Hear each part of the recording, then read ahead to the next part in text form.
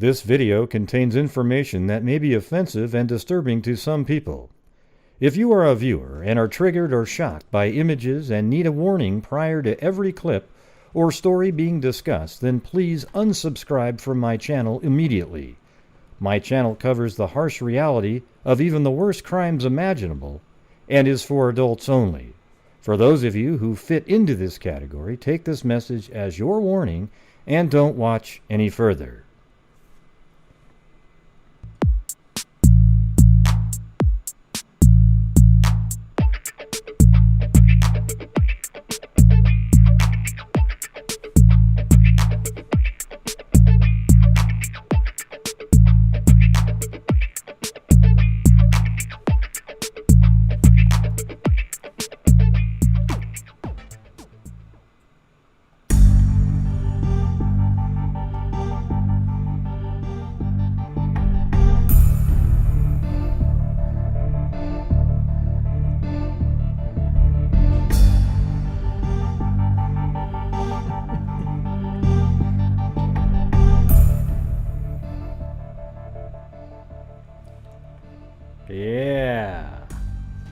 Yeah, some idiot complained about my me doing the robot.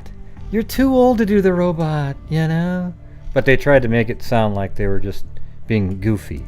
No. It was awesome. Yeah, so you guys are all all the channel members right now are rated on the scale. There was too many scales numbers, so I just had to pick, like, I did it in order. And I gave some dark and some light. I didn't know who got what. So, yeah. I'll switch it back in a couple days or something. I just thought it was kind of funny. Oh, and I made a 4.3 dark shirt. I don't know if you guys want to see, but I made some new stuff up as per request.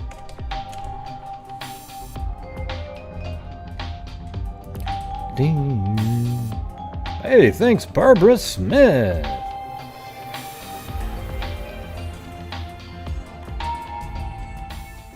Love ya, Gray and Freak family.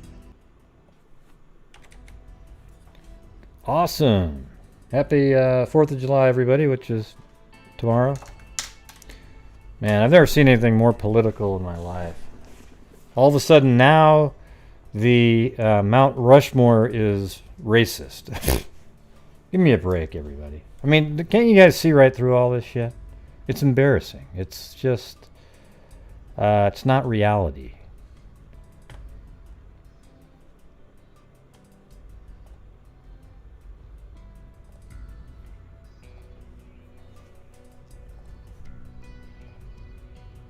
Yeah. Yeah, I'm not sure. But the problem on my computer is I have a black background, or like a dark gray, so I can see it. If I look at from an angle, I can see your guys' numbers. So Kairo's a 5.2 dark. Susie B is a 4.3 light.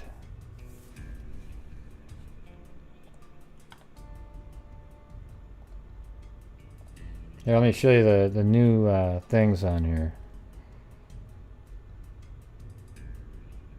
Yeah. I think it's on the next page. Yeah, so in the regular Gray Hughes Investigates store, now we've got these right here.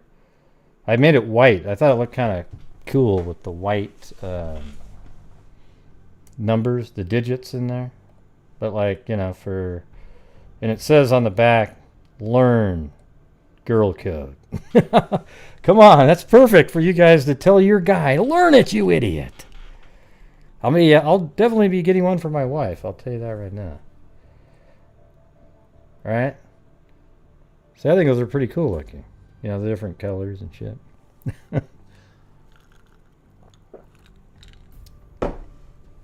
Yeah. Yeah, and then there's also the 4.3, where the hell is that one? Oh, there it is. Got 4.3 dark. Right there. And on the back, it's, what the hell? Just a second. Yeah, it just says be safe out there. I was going to put a zombie, but maybe I think it kind of clutters it up. I think this one will be more like people go, what does that mean? Well, I was rated on the Psycho Colt as a 4.3 dark. By the way, we're all darks. In reality, because we have talked negatively against what happened, so therefore we're obviously hell spirits, you know, really shitty people.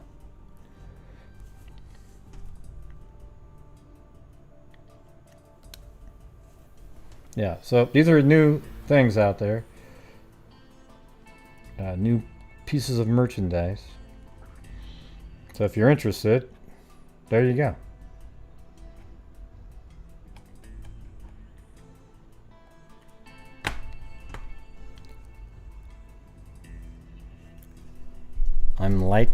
I like dark. Okay. Being shitty with all the yeah. Yeah, because you know, in Lori's mind, if you go against anything that they talk about, you're obviously a dark spirit. It couldn't just be that what they're talking about is crazy. Yeah. This is going to be great because there's a YouTuber that already thinks we're devil worshippers. Now it's going to say, wow, look how many people were dark in there. Did you see that? I went in their channel and I saw that they were rated 4.2 dark and 5. Oh, God. It just proved to me that those people are actually evil spirits.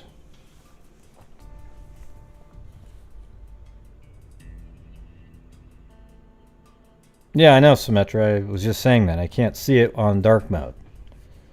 So you'll have to, if you want to see it, you'll have to turn it off of dark mode. Or you know, I could make it a red or something like that. I could try doing something like that, but...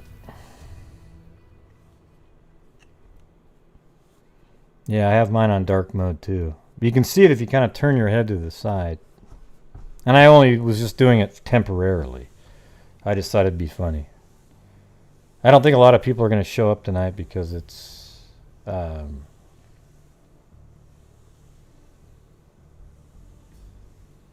No, that's probably true. Cairo. Yeah, so I'm... yeah, there's hardly anybody... Everyone's probably gone off for the 4th of July, or it just doesn't have the right name in the title, and therefore they're not interested.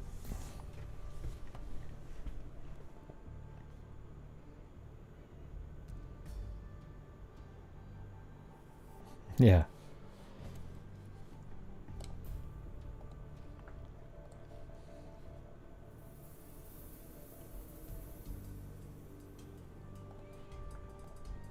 Yeah, maybe I'll have this on the gear that you guys are all wearing. There you go. Some new ones in there. And no, it's just that same drink.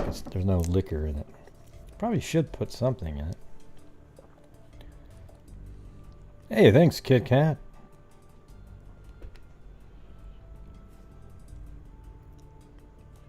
Well, Curious George has been in there the last couple of days.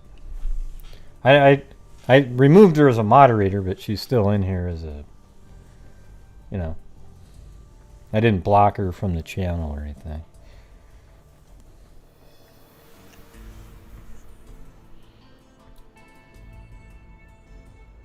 I don't know if she had any charges dismissed. I'm not really, you know, I was talking about something else. Yeah. Strange Exchange is the one that pretended they were joking around about. I can go read the comment. It's hilarious. It's just absolutely hilarious, man. We were all just laughing so hard. You know. Gray, you're too old. You know. I mean, there was no humor value to it. That's the problem. Here, I'll read it to you guys, and you guys let me know if you guys think it was funny. Here, watch. Here we go. Let's do it. I just want to see if you thought it has Right, yeah. any And humor then you value. throw your own opinion in it. Yeah, It's well, I can do like- it. Oh, that's that idiot from last night. Okay, here we go. Still trying to hold on to your youth. There you go. I'll put it on the screen so you can see it, just so I want to see if I'm seeing this wrong or not. All right, so it says right here, still trying to hold on to your youth doing the robot. I see. Jeez, you're an old man. You just look silly. Okay, so what was the humor part of that one? Like, oh, I get it. The right? It's not really that funny. Okay. Well, but that's just, there's nothing in there that's got a humor value to it, though.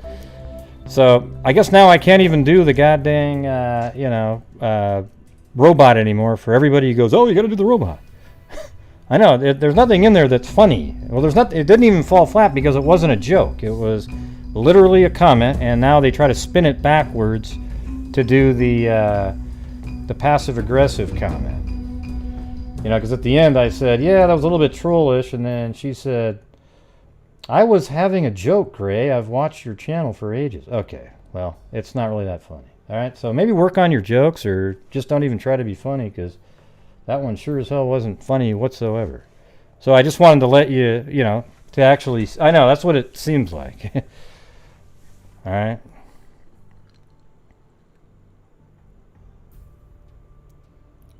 Sense of humount? I don't even know what that means.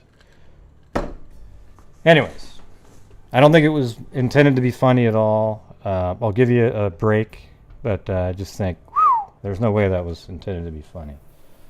And I just wanted to make sure that it wasn't me that was losing my mind. Okay. That's the whole gaslighting thing, where you make somebody think, am I just seeing this wrong? Am I,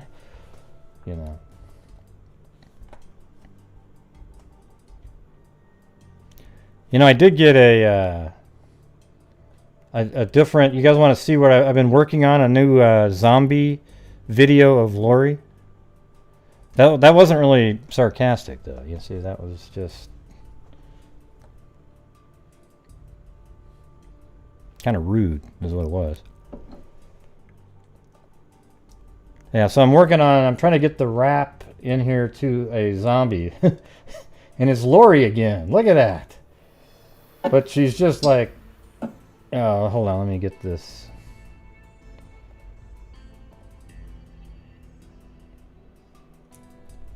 I gotta get the audio.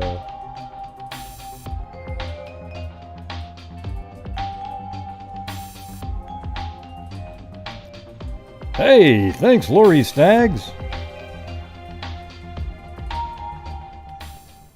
Got me a night with the freaks. Can't get much better than this kiss mark. Well, thank you.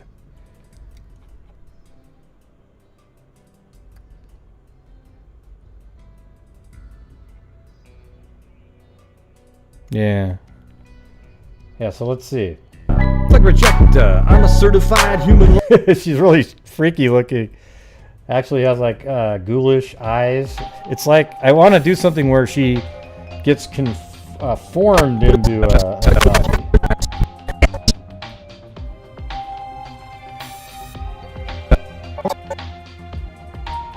Now look how creepy that looks. Note to potential jokesters. Make sure that one part of your joke is WAAAAAAAY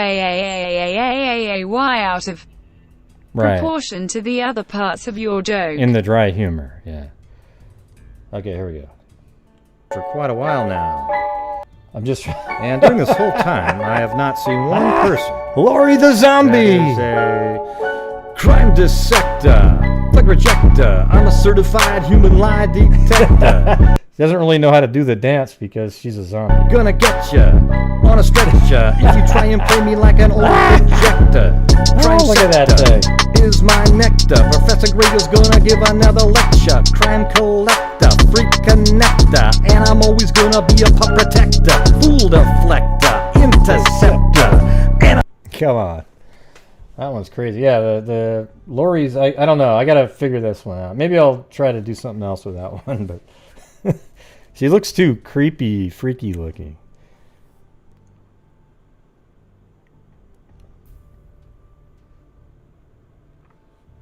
For Sheila, you mean Sheila Wysocki? You talking about Sasmir? Oh, did you hear that episode that I was on her show? Yeah, it's kind of, I don't know where they're at with that. I haven't kept following it. It's an interesting case. I don't want to cover it because it's not mine. But. I'm afraid of zombie lorry. Yeah. Okay, you guys ready to do the cold cases out of Nevada? It's going to be like the old school way of going through it, using newspapers.com. And we'll map stuff out as we go. All right.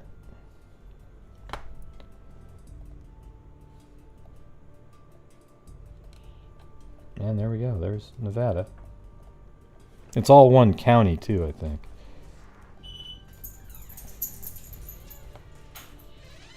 Okay, and they're not really in any, well, let me see.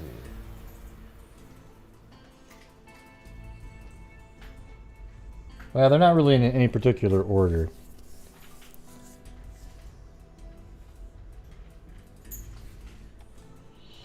All right, so the first one is Cindy Cook. And this is her right here.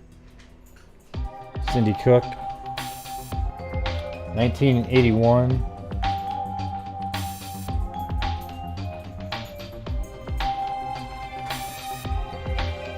Where's that music coming from? Oh, well, thank you, whoever. That must have been Cairo. I'm afraid of zombie lorry. I'm afraid of zombie lorry.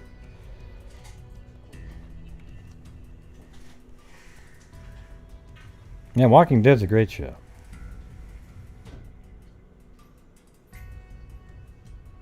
Yeah, Cairo even went out there and filmed at the set of Walking Dead. At their, you know, the main town.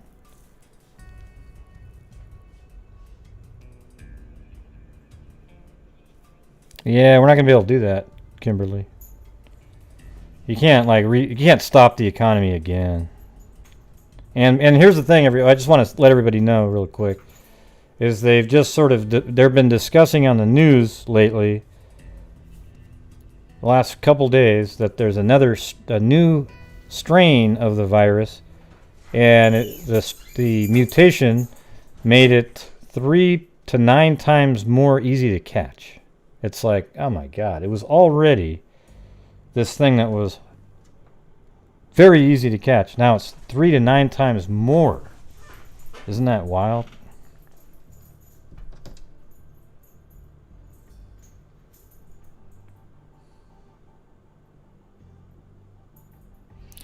Yeah, maybe what we need to get is just the vaccine, if they can come up with one. Oh, and by the way, another study was just done that hydroxychloroquine really worked well over a 6-month period test on a whole bunch of people. Okay? And it literally is twice as good as not using it. So you got to wonder now, how many deaths did CNN and MSNBC and all the wackos who just wanted to make sure that nothing that Trump said was good was good?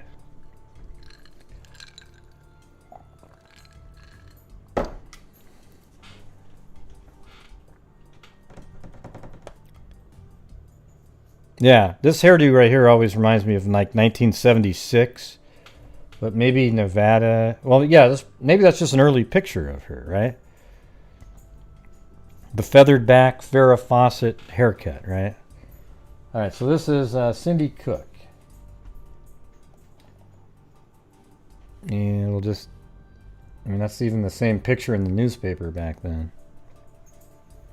Yep, it's the Farrah haircut, yep.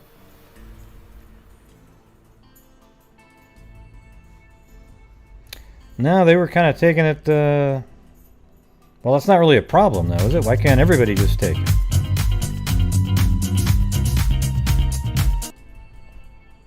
The heck was that? Hey, thanks, Arthur Roy. All right, here we go. The stabbed body of a 16-year-old Lemon Valley girl was found Sunday in sagebrush near Cold Springs, north of Reno. So let's see where that is. I've got all the folders built already, so we can do this together.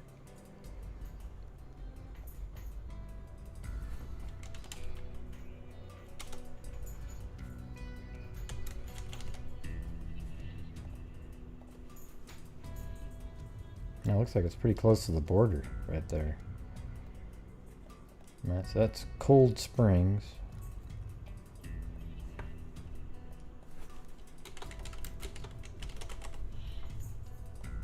All right.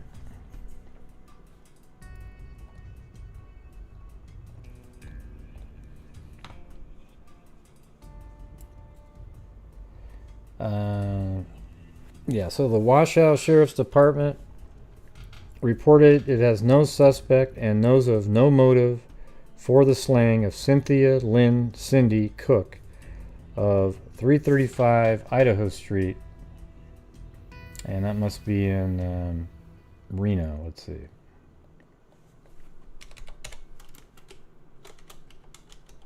Yeah, right there.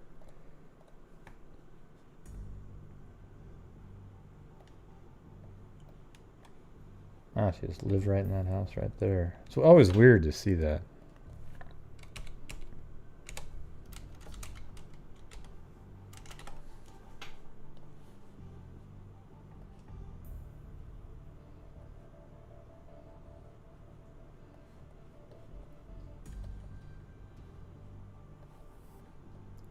Yes, that was her house right there.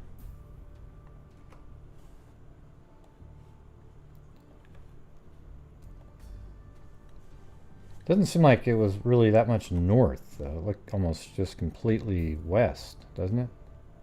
Cold Springs? They said north of Reno. Although maybe Reno's... Oh, Reno's way down here. But it's weird because they still have her address up here as Reno. So, I mean, I guess that still kind of goes into there. It's weird. Alright, well anyways, that's Cold Springs, so it is north there. Chief Criminal... Oh wait, it says right here, a junior at Hug High School.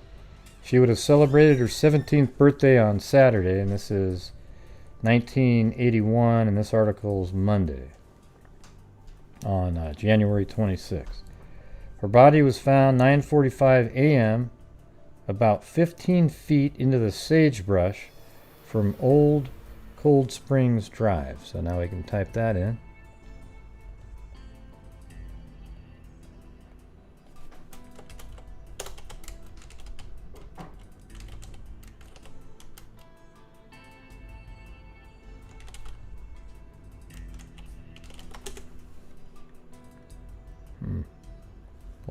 How about Old Cold Springs Road?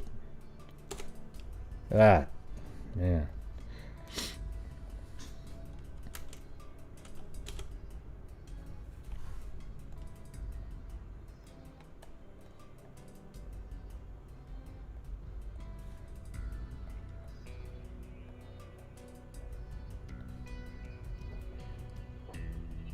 Old Cold Springs Drive.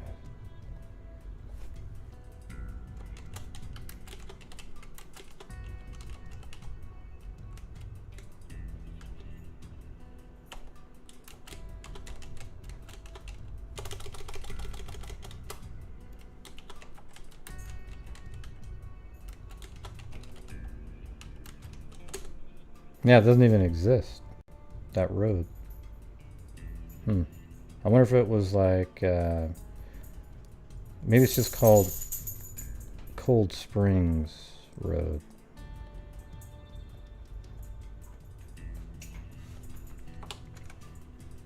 Okay, there's Cold Springs Drive right there.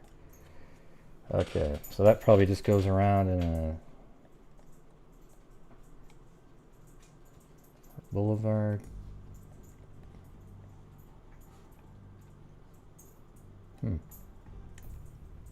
So I guess that 336, this road right here is. So I don't know if they're going to give us the cross street. Let's see. The body was face down, clad in a jacket, jeans, and boots A pack of dogs was attacking it. Oh boy. Man. What a nightmare.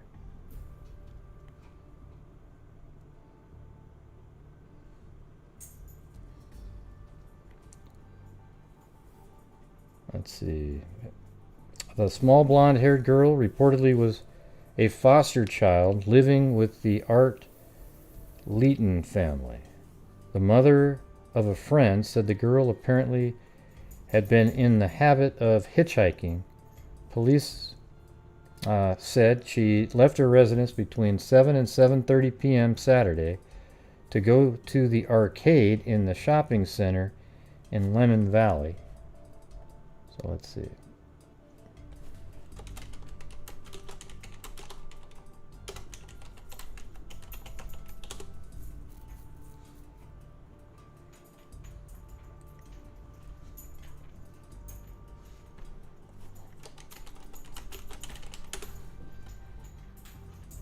Okay, so that's Lemon Valley. So she lives here, and she was going to go hitchhiking to go to a shopping mall in this town. Apparently. I don't see anything that looks like that. Maybe a little bit further down, or you know, maybe something like that. I don't know if that was there that long ago, though. But she was actually heading in the other direction. Now down here, and then her body's found, I guess, apparently off this road. I wonder what it looked like. Let me go back about 1993. Yeah, a lot less houses at that point. Look at that. Look at the difference there. Absolutely filled. You can actually tell by looking at it. See all the street names here that are listed, but there's no buildings in them? Those are all of the new housing since then. So watch, when I move it forward, all that stuff will be filled in. Boom.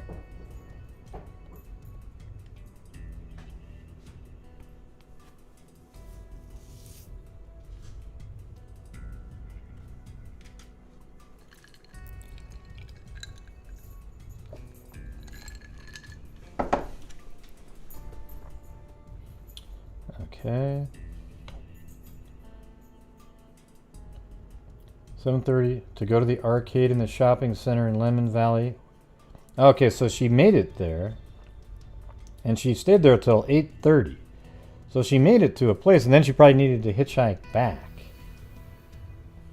Lane said the victim also appeared to have been beaten. He said investigators have no evidence linking the slaying with several other slayings of women in the recent years in that area of the county. Sheriff's investigators are asking anyone who may have seen the girl before her death to contact them. So it's face down, clad in a jacket, jeans, and boots. A pack of dogs was attacking it. Jeez.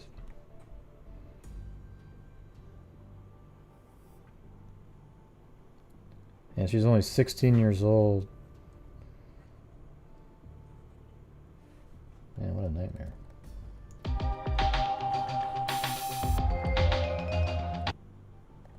I don't get it. What? Oh, oh I know. I have to switch off to the other. You have to switch to two different screens to get that music not to double. Hey, thanks, Richard Watts. All right.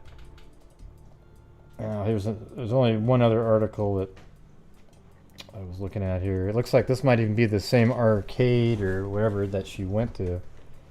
More than 100 kids from elementary through high school visit Muskogee Arcade in Lemon Valley. I wonder if that's still there. Muskogee's Arcade. I doubt it.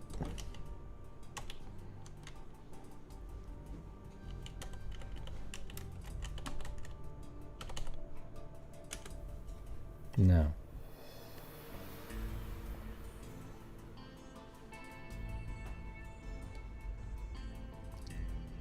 Yep, I spelled it right. During the week, owner Rod and Peggy West know every one of them by their first name, but one won't be back. The others are scared Cynthia Cook, who would have celebrated her 17th birthday Saturday, came in for just a few minutes last Saturday night, told Mrs. West she was bored, talked to some friends, and apparently headed for a party. Her body beaten and with 50 stab wounds, Jesus, was found next morning in the Cold Springs area. Mrs. West said she saw Mrs. Cook, who lives within walking distance of the arcade, or Miss Cook. Let's see, Mrs. West said she saw Miss Cook, who lives within walking distance of the arcade, walk across the shopping center parking lot to the arcade. She came in and I said, "Hi, Cindy. What's up?" Miss West said Wednesday. She said, "I'm bored," and asked for some matches. Miss Cook found two friends in the arcade playing bumper pool. The two friends, a boy and a girl, said she came over to the table and told them, too, she was bored. The 15-year-old boy, Ron, said she asked for a cigarette. She said she was invited to a party and asked if I wanted to go. I said no.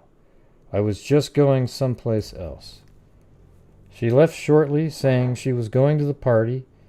Neither he nor the girls said Miss Cook mentioned where the party was. Ron said Miss Cook neither drank alcohol nor used drugs, but police say she was known to hitchhike. 4 kids were in Muskogee's when Ron was talking Wednesday on the effect the slang had on the arcade. He said people are usually in and out, but it's not usually this empty. He said young people, especially girls in Lemon Valley, are scared. Even when I'm walking alone, I'm scared, he admitted. Anybody who stabbed a girl like that would stab a guy. A 17-year-old girl who talked to Miss Cook that Saturday night, and a girlfriend said Wednesday they too were scared and did not plan on walking home from Muskogee's that night. They wait for a friend with a car. Both said they had not hitchhiked before and would never do it now. What kind of maniac would do that? We never had any trouble here, Miss West said. We've got good kids. West said he and his wife feel like part of the gang. I think the main thing is they know they can't shock us. Except his wife interrupted, the time they brought in the snake. Isn't that snake? Well, jeez. So that one's unsolved.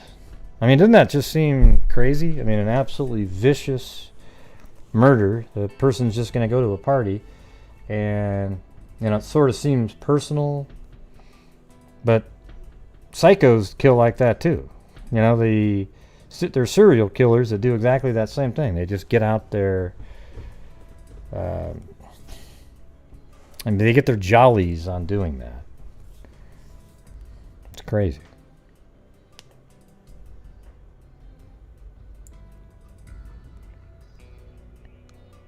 Yeah, you got to turn the volume knob up, Richard.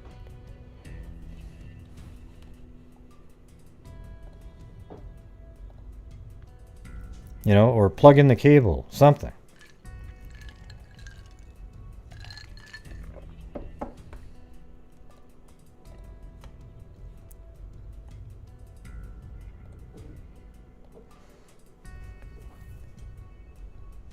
I don't think it could have been a girl.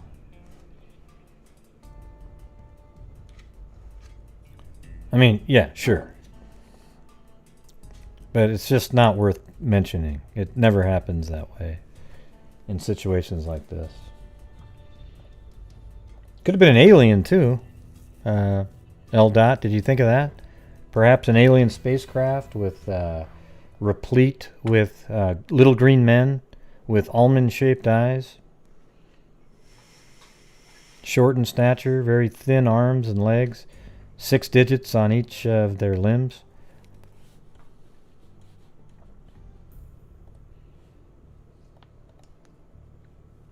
All right, we're moving on now to The next case, this one is someone named Gloria Crummett, and it's 1971 actually.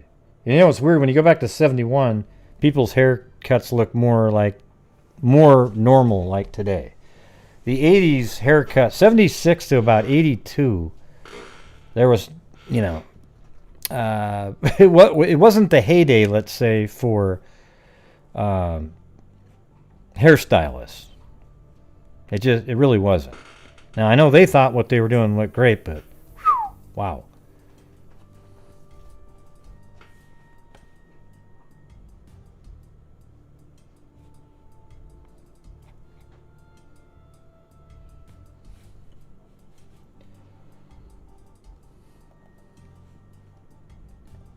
All right, so that's her right there.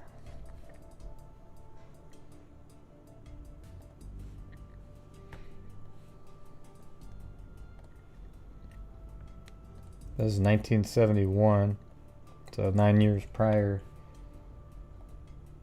or about 10 years really. The unidentified girl whose body was found on a Lemon Valley hillside, July 26, is believed to be 16-year-old Gloria Jean Crummett, the Washoe County Sheriff's Office said today. Chief of Detectives Thomas Benham said positive identification still is awaited, but his department and Gloria Jean's parents are reasonably sure she was the victim found some 200 yards from the road, her skull fractured. Benham said she was found on her birthday. Oh, jeez. Gloria Jean's parents, Mr. and Mrs. Norma Crummett, reside at 5595, let's see. 5595 West 6th Avenue.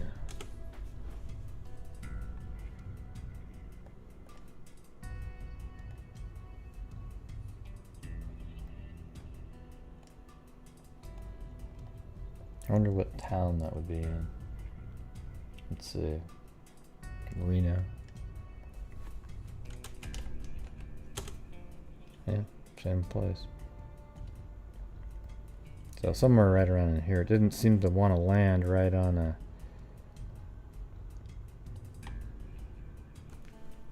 a house.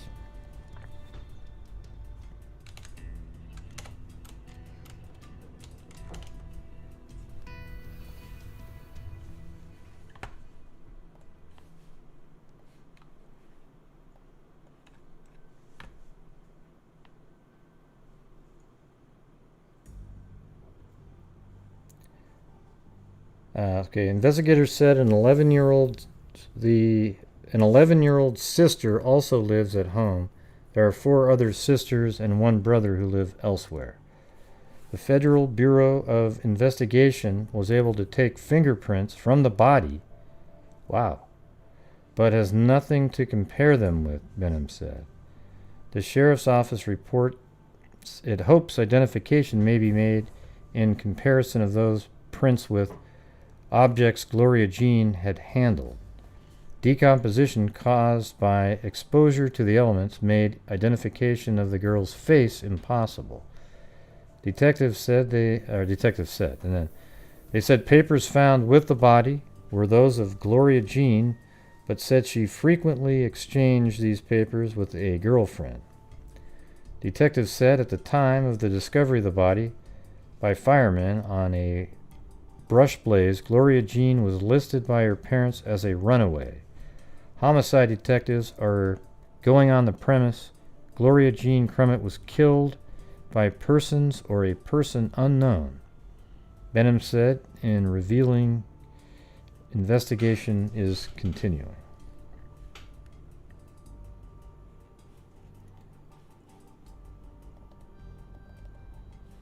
Okay, and then another article about 12 days later. See, some of these cases, they get reported and then they're just gone. There's nothing. Mr. and Mrs. Norman Crummett of Sun Valley Tuesday claimed the body of a girl found on a Lemon Valley hillside July 26th, concluding it is that of their missing 16-year-old daughter, Gloria.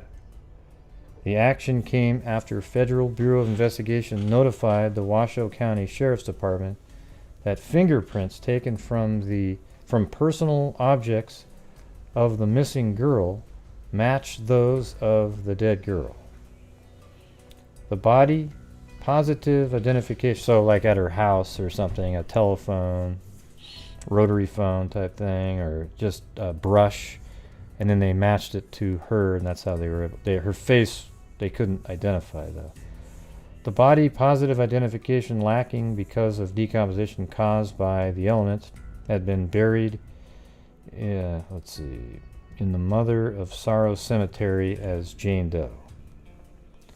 Chief Criminal Deputy Thomas Benham said positive identification still is lacking because Gloria had never been fingerprinted, but he said the new FBI information is further evidence. He said his office and Gloria's mother already had been convinced Gloria was the girl found with a fractured skull by firemen on a brush blaze. Mrs. Crummett previously identified clothing, a necklace, and a hairbrush found with the body as Gloria's. Benham reports the Sheriff's Homicide Division still is seeking clues to the death. He requested anyone who may have seen Gloria after July 16th to let him know where and with whom. Ms. Crummett said her daughter left home July 16th to find a job. She reported her as a possible runaway when she failed to return 3 days later. Benham said one of his officers saw Gloria in a service station near her home on July 16th. One of her sisters reported seeing her walking down 4th Street in Reno the following day. A couple hours later, Benham said someone reported seeing her on a motorcycle with a young man on Wells Avenue. Benham said he would like the operator of the motorcycle to identify himself. Well, I guess it's possible, like she was just on the motorcycle and maybe she got hurt, hit her head, and he sort of put her somewhere. I mean, they don't really give any details in this case regarding, how she was found. What happened to her, the manner. Or the cause, I mean.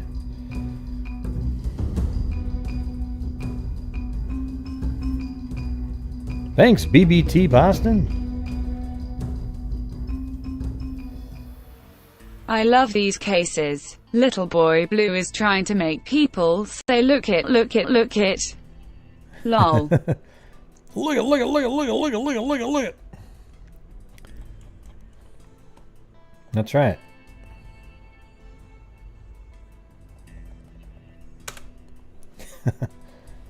Yeah.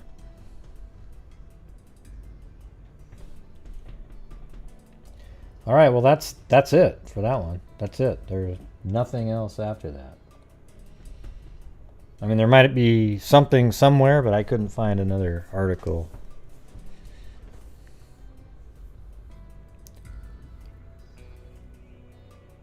Yeah, maybe. Jerry, I've got like 6 more to go, so maybe at some point. All right, here we go.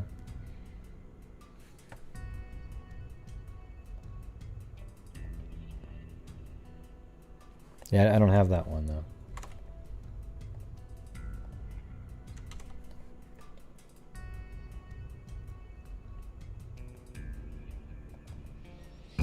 Okay, this one's from 1979. Coming up. Jeannie Smith. Can you add Amanda Fravel? Missing from South 3rd Street in Vegas, 1986. Headed to Taco Bell on Boulder Hoy. Yeah. There's Jeannie Smith right there. Alright, and here we go with that one. and it's 1979. The Washoe Sheriff's Department today identified a skeleton found last Friday in the desert near Lemon Valley as Jeannie Lee Smith, 17, of Reno. See, another Lemon Valley, right? I mean, it's just crazy.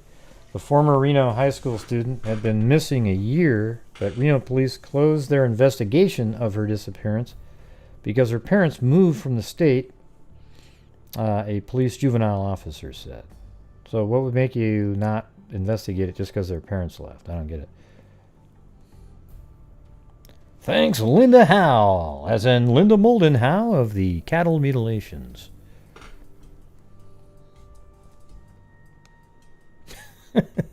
How do you like always being referred to as that?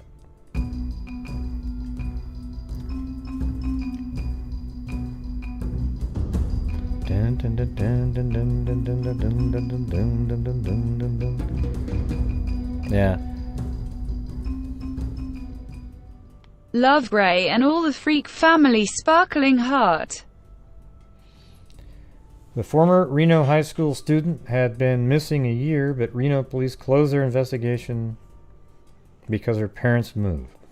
That makes about as much sense as nothing. Sheriff's Department spokesman, Chief Criminal Deputy Mills Lane. Huh. He was the boxing judge. I wonder if that's actually him. No, wait, Mills Lane was that judge. No, he was, yeah. He was a boxing judge, and he was a judge that was on TV. And that is him, right? Because this is Nevada. Oh, that's hilarious. Oh, my God. Mills Lane's actually in this story. What are the odds of that? Here, I'll show you if you don't remember who he is.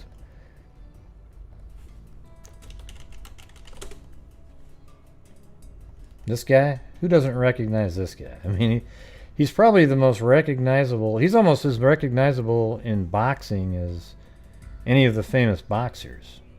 He's the one that was in the Tyson Holyfield fight where there was a when Tyson bit half his ear off. Hey, thanks, Sarah Saturn. So anyways, it says right here that Sheriff's Department spokesman, Chief Criminal Deputy, I think that's him. I mean, how many people is named Mills Lane? That's just not, that's like 1 in a million. Said today the girl had suffered multiple skull fractures. Her killer identity is unknown, Lane said. The body, I mean, I'm just guessing that's him. I guess there's possible that there's 2 people in Nevada named Mills Lane, even though that's 2 last names.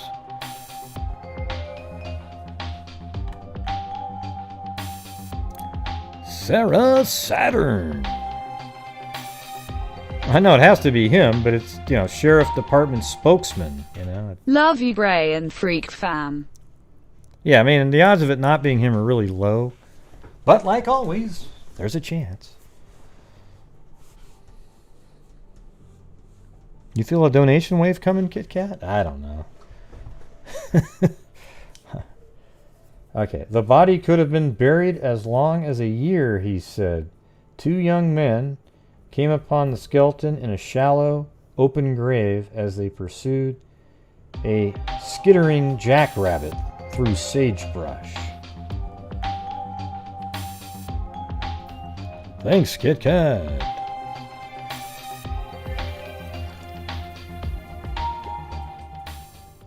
I feel a donation wave coming on. Woman surfing, woman surfing, woman surfing. She's hoped, she said. Oh, there goes Billy Boy Blue, says. He ain't kidding.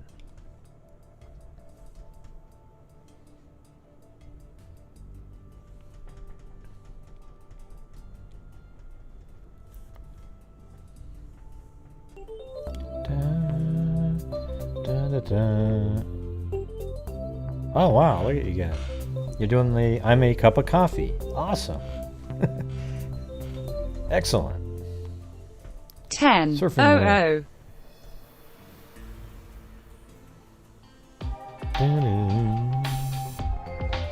Well, thank you guys very much. Miss Skiss, Billy Boy Blue, Dottie, Lori Staggs, Miss Skiss, Sarah Saturn, Audra Blankenship. How's it going, Audra? Kit Kat 8 Kadeen.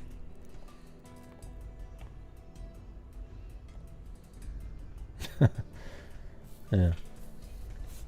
Criminal Deputy Mills Lenny said today the girls suffered multiple skull fractures. So probably hitting the head with like a hammer or something.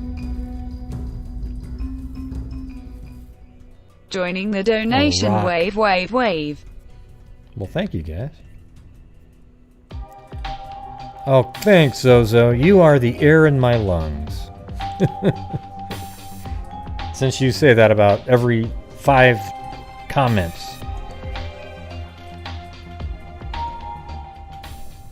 Waves.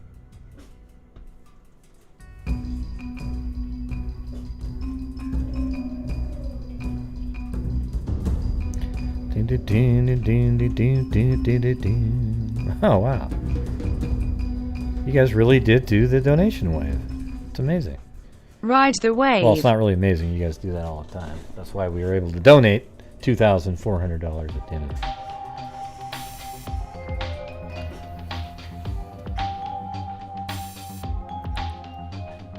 And trust me, I will get back to the cold cases. Go donation wave sunflower kiss mark 2 hearts 2 hearts.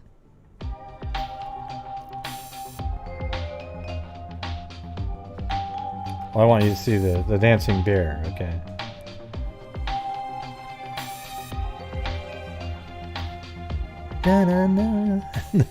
Wave. Oh god, there goes my stomach. I didn't even know there was this many people watching. Thank you guys. The wind beneath my wings. All right.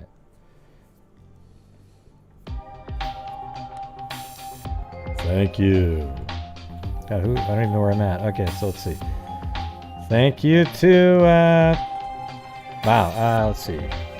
Chester Marie, Ace B, Yvette B, Social Liars, Gene Fish, Chrissy Paradis, Raven 187, Affair M, Roe, BBT Boston, Michelle Nicholas, Crystal, aka Beaver Gaming Sub Crystal, the longest name in YouTube history, Lori Staggs, Jenny Penny, Taco, Robin Sanchez, and Michelle, and Susie B. Ill follow Kit Kat's lead tongue out.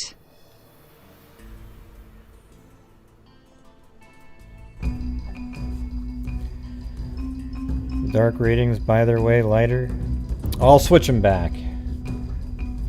I'll make them something else. Maybe we'll do it where when you've made it to the final end, you got the emoji of Chad. For Kit Kat's wave. You know, because he's the leader. You know, he's the... Or maybe a pile of poop on... Hey, thank you guys. Thanks Susie B and Sarah Saturn. Yeah, so everybody right now has Riding the G-Wave. The ratings, okay? If you see the number next to your name, unfortunately, if you have the black background, you can't really see it, so I'll switch those to maybe red or something. What do you mean, no? What happened? You do good things, Gray. Well, thank you. I tried to. Oh, man.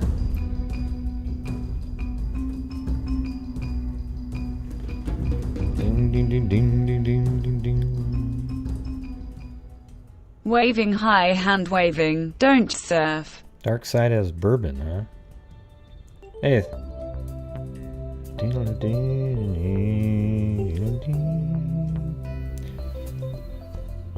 So we were thinking of going to my parents' house for 4th of July, but I don't really feel like risking anything. Hang 10 on freak there. fan map of Japan lion socks gloves. I mean, my wife works at she's a nurse, right? So I don't want to get, like, I could be one of those asymptomatic types. I mean, I don't know, you know? So I don't really feel like going over there.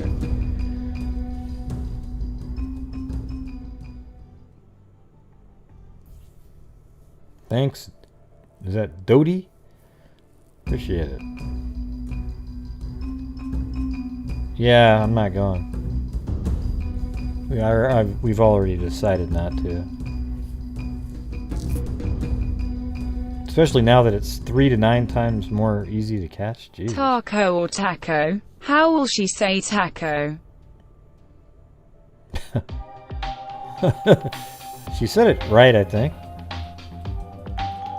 Thank you, William Zambrano.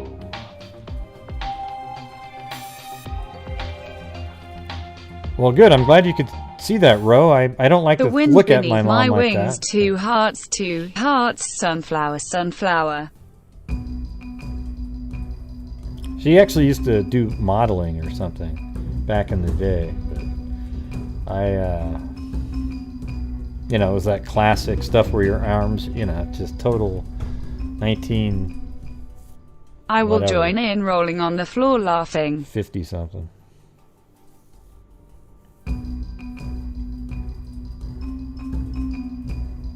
Well, good, Claudia. Why did you get tested? Can anybody get tested now? Just go, hey, let me get tested, or...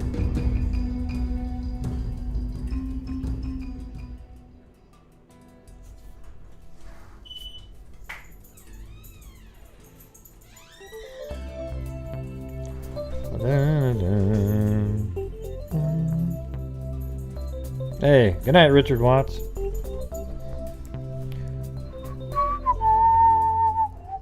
Donation wave. Clock it.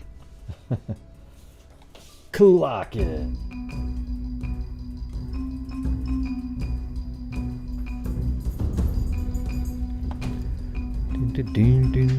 Man, you guys did so many donations in a row, it's trying to catch up to it. Wave from Belfast. From Belfast, alright.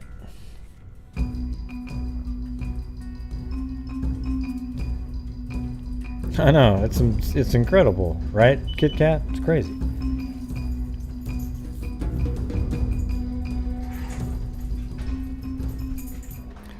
Can those with a dark rating buy their way lighter? No. Man, that was really poor reading there, Streamlabs. Very poor reading.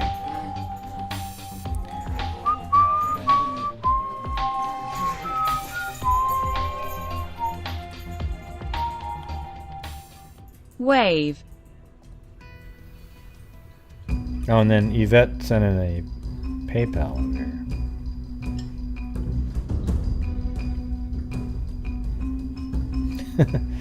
Alright. You guys are so nice. I know, it was weird, wasn't it? Streamlabs just read it with no inflection at all. Let me see if I can find that one. I know which one it was. It was, can you buy your way out of a dark rating? Can those with a dark rating buy their way out? No, I think it was a different one. No, that was that one. For Gray and July donations. Can those with a dark rating buy their way lighter? No, but I did it better than Streamlabs when I didn't even want to.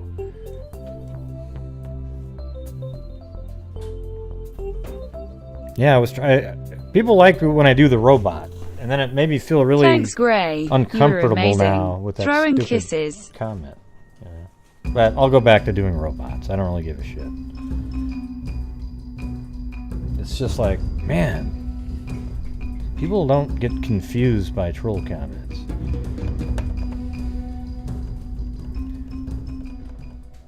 Wave, smiling face. With smiling eyes. So how far back is this? Okay, the next one's going to be Dottie, right? I don't want to start reading again until the... Cowabunga surfs up. Radical was Gnarly down below. donate cool. That was William Zambrano.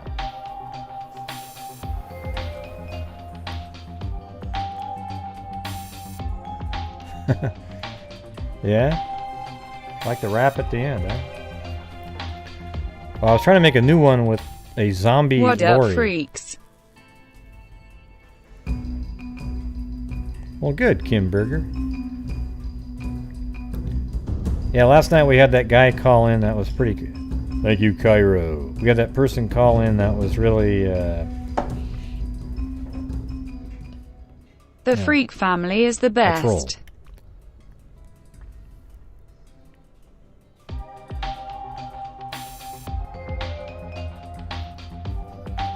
Yeah, it just made me sort of self-conscious about it, where before I never even thought about it.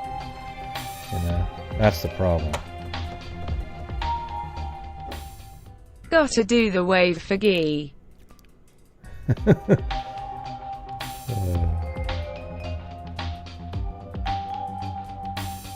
For Gee. No, it's G-H-I. Yeah, but as we learned yesterday, you gotta have a space between letters if you want it to read it out as letters. What are we drinking tonight, my fellow freaks? Bacardi, Silver, and Coke over here. Lol. I think I'm gonna have to go get something. Thanks, Michelle Nicholas, Cairo, Kimberger, Darrell Griggs, Billy Boy Blue, Raven 187, The Drone Master. Help. I'm a robot Grey held You guys should hostage go to read check out. chats. You should check out Raven's YouTube. He's like this crazy drone. What do you call it? FPV drone flyer. I don't even know how you do shit like that. Doesn't even make sense. Wave from Streamlabs. What the heck?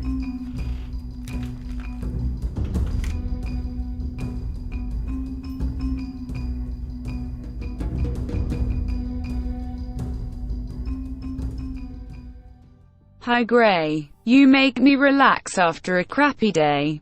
Thank you.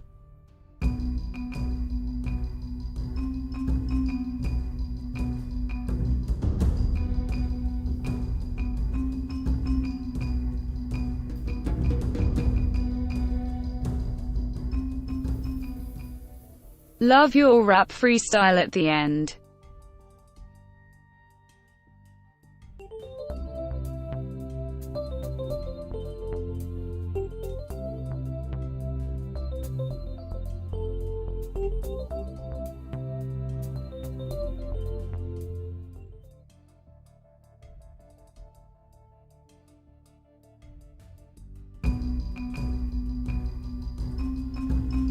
Alright, I just made one out of that drink.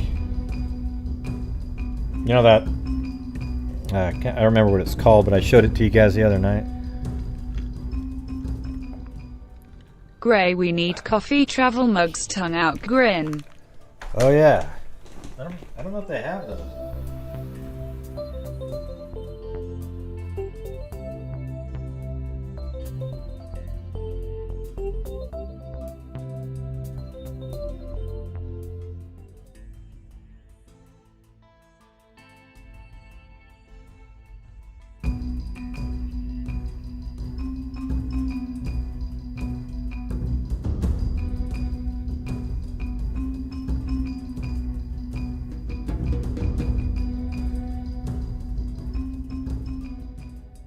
I dig the robot G.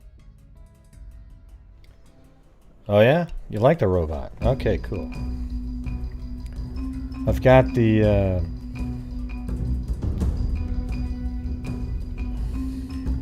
I found a little bit of Sky vodka left in the refrigerator from like a long time ago. Robot all day, every day.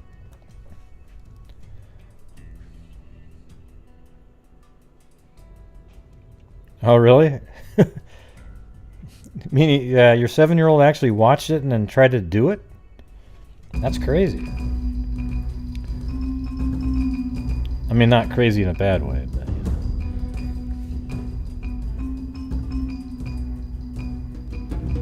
wow. People are actually dancing to the... My 7-year-old Charlie can do the whole lorry dance. Say Sarah Brown's name. What do you mean? Hey, Sarah Brown.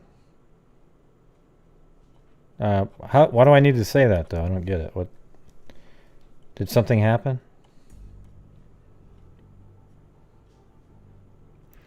Thanks, Michelle Nicholas again.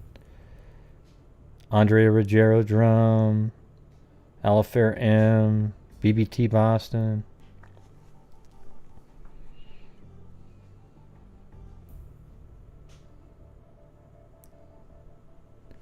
Oh, really? I don't see your name in here, though. That's what's kind of weird. Hold on.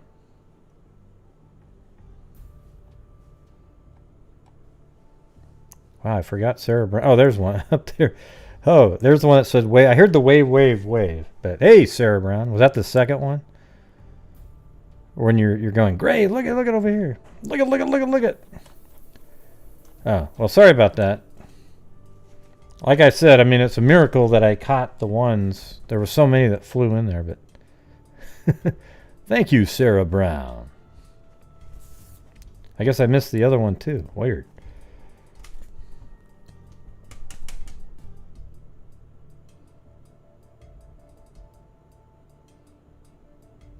Yeah, well, there's a whole bunch of girl code selections there. All right, so I'm going to get back to the this next case here. That was the Jeannie Smith case. And thank you very much for the donation wave. Again, created by Kit Kat. Very kind, thank you. Makes a huge difference. Those waves at the end of the month. Okay, here we go. So this is Jeannie Smith. She was a former Reno High School student. Probably, what time of year is this? She's only 17, so yeah. So she just graduated. She's from Reno. The former Reno High School student had been missing a year, but Reno police closed it because their parents moved. Sheriff's Department spokesman, Chief Criminal Deputy Mills Lane, said today the girl had suffered multiple skull fractures. Her killer's identity is unknown, Lane said. The body could have been buried for as long as a year, he said. 2 young men came upon the skeleton in a shallow, open grave as they pursued a skittering jackrabbit through sagebrush. And again, the term shallow grave is never used in a positive way. This last Saturday, Mrs. Johnson passed away.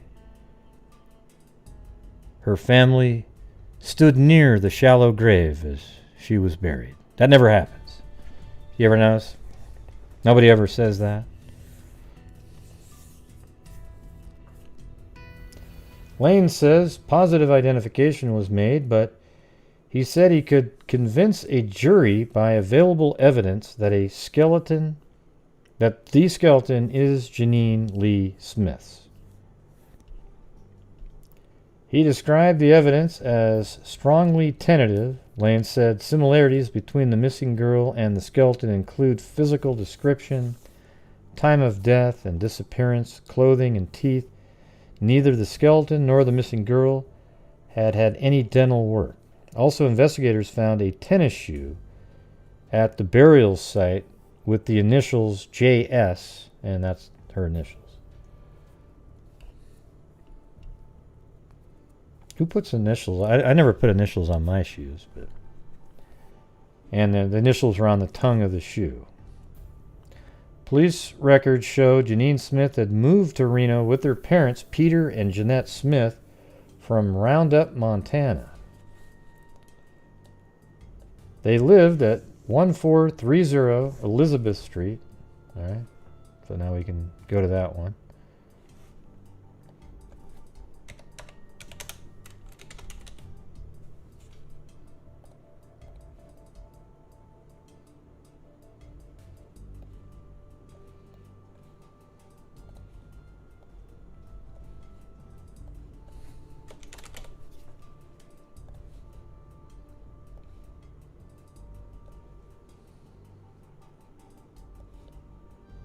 And there it is.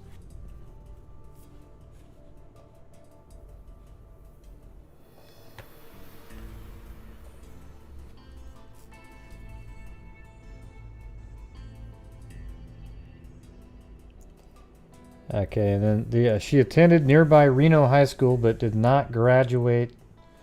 An officer said, so she never even graduated. Okay, so I thought maybe she had graduated, but she just failed. On October 27, 1978, her parents reported her missing.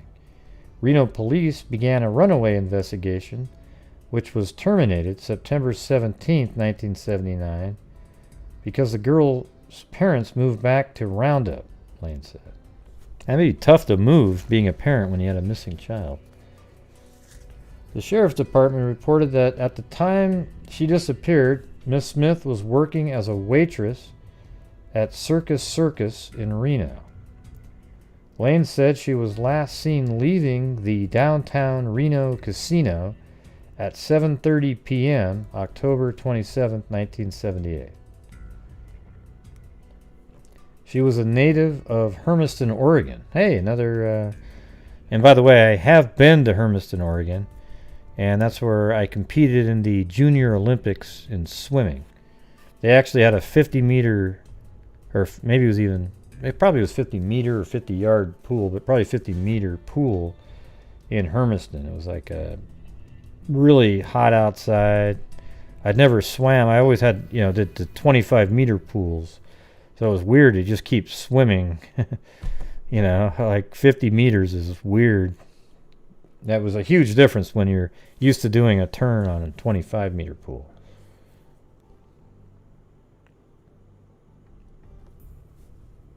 And I'm not making... I used to be a good swimmer, and I was a good basketball player. That's it. I don't have any other...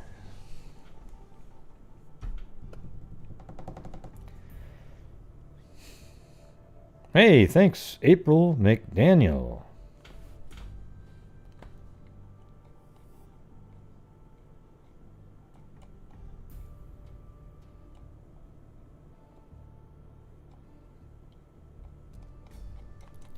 Wave, wave, wave.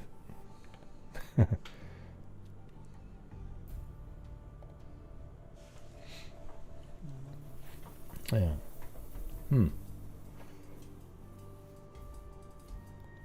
Okay, so that was Hermiston, Oregon. She was a native of Hermiston, Oregon, and is believed to be survived also by a brother. Sheriff's Department report. I love your investigation skills in your channel. Thanks for all that you do. Well, thank you. This is about exactly when that Junior Olympics was, too. Around, 1978-ish, Oh my God, I must have known her then. I've only been to Hermiston once. All I remember, it was when on the drive there, my mom was driving us to the competition. And I fell asleep in the back of the car because it's a long drive. And it was like 104 degrees outside. And I remember waking up and feeling I was so thirsty. And then my mom opened up a cooler and got me a little can of RC. And that literally, I think, was the best drink that I've ever had. It was just, it was so good.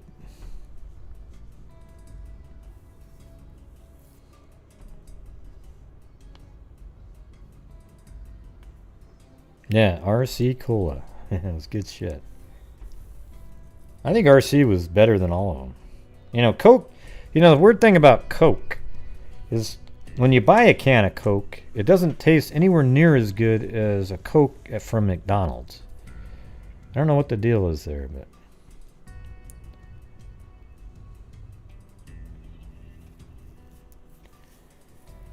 Okay, the identification, let's see, we're back to she was a native of Hermiston, Oregon, and is believed to be survived also by a brother, the Sheriff's Department reported. The identification of the victim today came 2 days after the Sheriff's Department finally identified another female slaying victim, whose body was found March 25th in the same general area north of Reno. That victim, Julia Ann Woodward, formerly of San Rafael, California, also had died of a fractured skull. He said that victim, believed to have been 25 to 35 years old, had moved to South Lake Tahoe to start a new life. A Washoe detective in California determined when they determined her background. No link has been established between the deaths, but Lane acknowledged that the two young women killed by blows to the head and left in the same general area north of Reno would indicate crimes are related. That's what he was thinking. Okay, so I actually then looked up Julia Ann Woodward for you guys. Hey, thank you, Vicky Patterson. Oh, and you too, Sarah Brown. I'm gonna say her name all day now, just to make up for the two that I missed.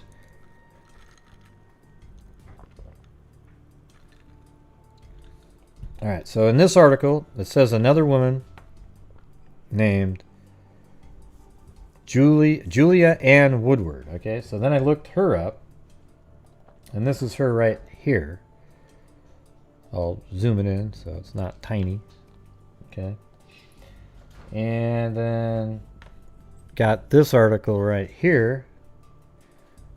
And look how crazy this one is. This one, arrest of 73-year-old Charles Gary Sullivan for murder of Julia Woodward could unearth a slew of killings. As many suspects, he may be a serial killer. See, as many suspect that he might be a serial killer. Isn't it amazing how almost all these ones that are unsolved, it seems like a lot of them, not almost all, but a lot of them have, they're serial killer based. So the case that we were talking about is Jeannie Smith, and in that article it mentioned Julia Woodward as possibly related, and now we find that there was an arrest made. It looks like this is updated on February 19th, 2020, and we have this is another one of those weird ones. Oh my God, this year it looks like maybe it was solved.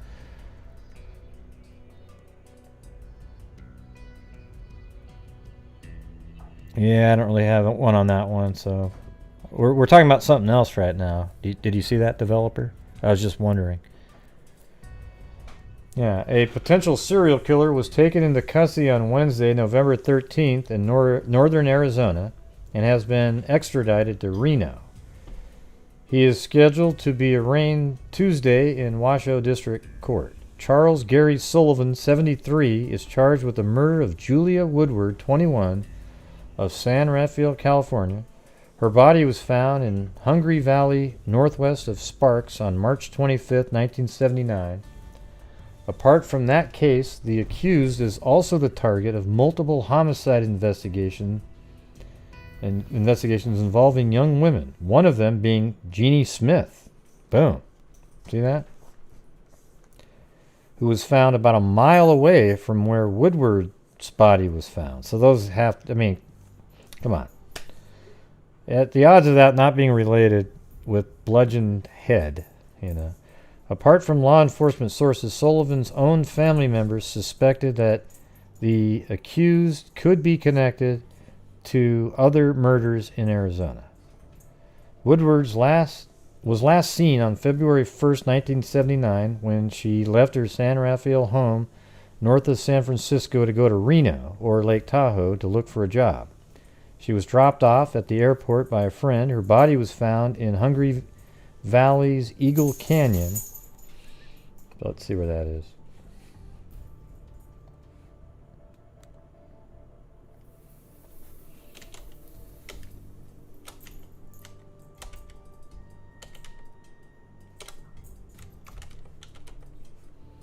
Was it Eagle Canyon or hold on?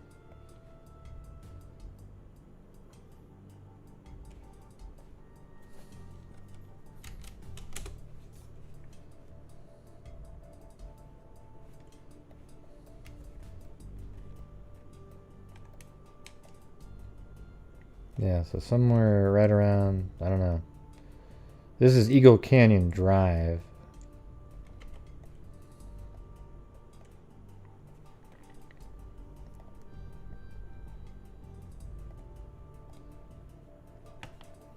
She was dropped off at the airport by a friend.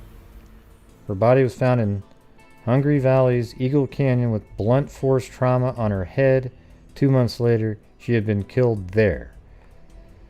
Tom Green, the Washoe County's Sheriff's Office, told Colo 8 News Now in 2015. According to the old reports, Julia was a sweet girl, loved her family, had plans for her future. Smith's skeleton remains, on the other hand, were found in a shallow grave after she was last seen on October 28, 1978. So look how close that is. That's within 4 months of each other. She was last seen at Circus Hotel. She also died due to blunt force trauma in her head. It's very unusual that 2 victims from the same year with similar circumstances would be found in the same geographical area like that. Sullivan's neighbors told ABC 15 that they were shocked recently to see multiple police agencies storm the suspected serial killer's home with guns drawn. The accused was not at home and was arrested at a different location. They just jumped out with their guns, big guns, and just ran towards his house and started pounding and hammering. And Leila Duncan, who lives near Sullivan's home. Meanwhile, I'm running into my house and the agent's saying to stay away from the windows. Huh. Well, I wonder how they didn't mention the DNA or anything like that. Solve that. But anyways, back to Jeannie Smith here. Another similarity has been found between 2 young women recently discovered slain in the desert north of Reno. Washoe Sheriff's Department Detective Commander Captain Bill Matthews today said both Jeannie Lee Smith and Julia Ann Woodward at one time or another had worked as waitresses.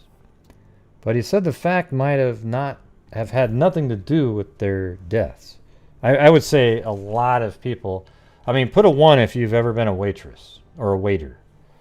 I mean, you know, I don't think that's unusual whatsoever. I think almost everybody that goes to college or you get out of high school before you get a regular job, that's what you're doing. It's really common.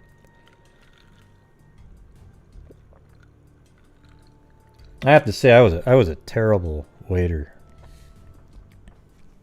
I can't stand it. You know, having to repeat everything over and over and over again. You know the thing I hate the most is when you have a table of like 8, right? And let's say you work at the spaghetti factory or something. And then you go up to the first person and you say, all right, what type of, what would you like? I'd like the Mizithra and with meat sauce. Okay. And what type of salad would you like? Oh, yes, I'd like blue cheese. And would you like something to drink? Okay, great. Okay, then you get to the next person. Okay, what would you like? And what type of spaghetti is that again? Yeah, it's the same shit that I probably told you earlier. Okay, now what about... all right. Now, what kind of salad would you like? Oh, yes. I'd like to have... Hey, look it. So what I would do is I'd start off by making a game of it. I'd go to the first person and I'd tell them, listen, here's how it goes, everybody.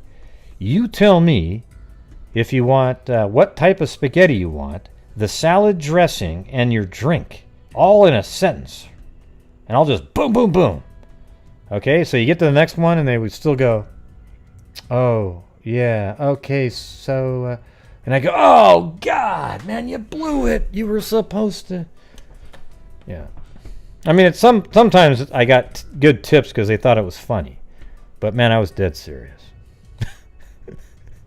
Hey, thanks, Vicky Patterson, April McDaniel, and Wally Gator. Oh, and Sarah Brown.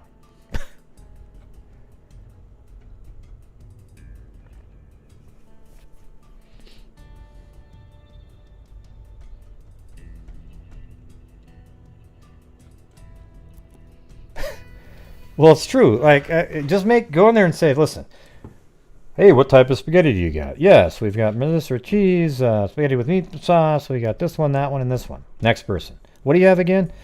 Oh, my God. For God's sakes. Did you listen to me the first time? Don't you already just know what you're going to order? We sound like we're now on the, what's that game again where they never come up with their answer? Survey said!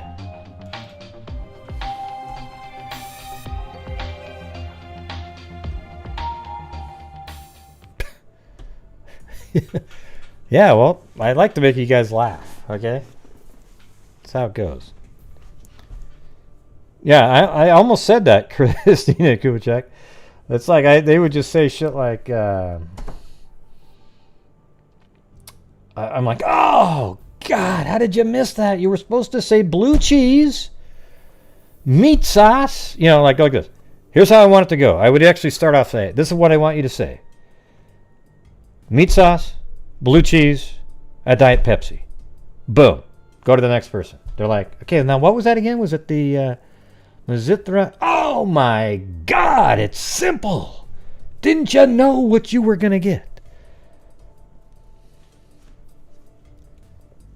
All right. Anyways, back to this one.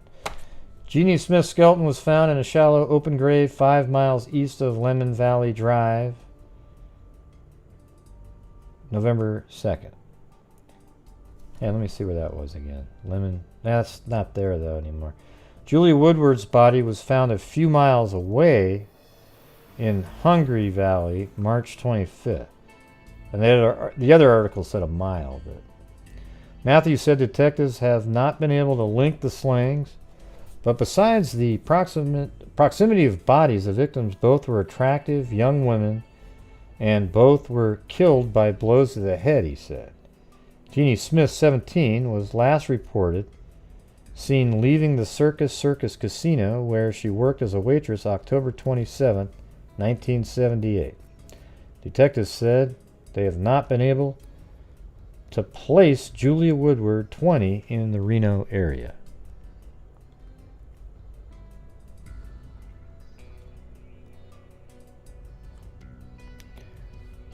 Yeah, another thing too, when I always listen to my mom when she orders stuff, man, she asks a lot of questions.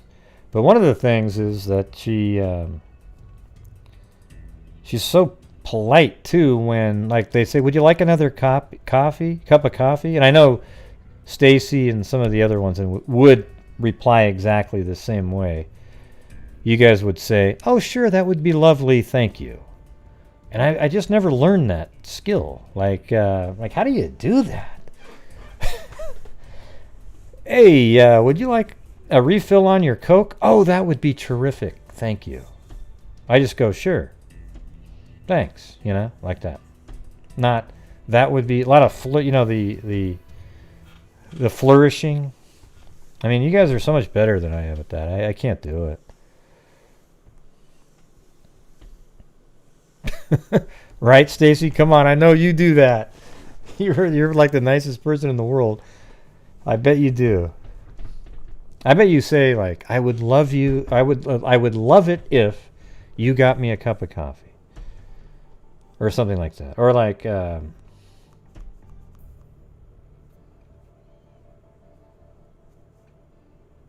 But you know what I mean when they say, I think it's cool, I just can't do it. You know what I mean? It feels like I'm not being natural.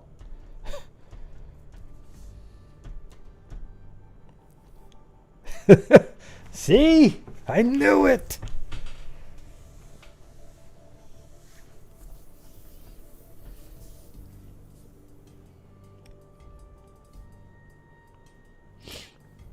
Yeah, I have the best mom in the world.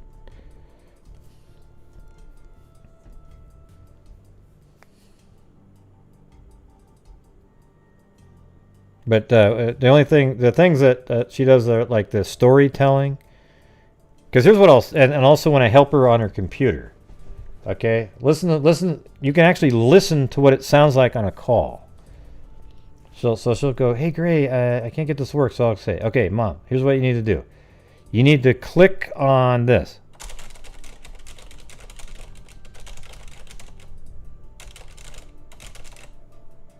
And then I'm like, that doesn't sound like you clicked on anything. It sounded like you typed a paragraph. She goes, well, yeah, I had to finish off that email I was...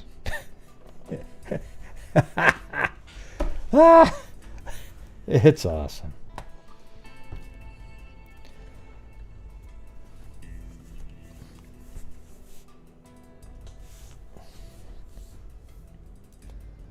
Yeah, so Matthew said there's a gap between the time she left her home in San Rafael, California in February of this year and the day her body was found a month later.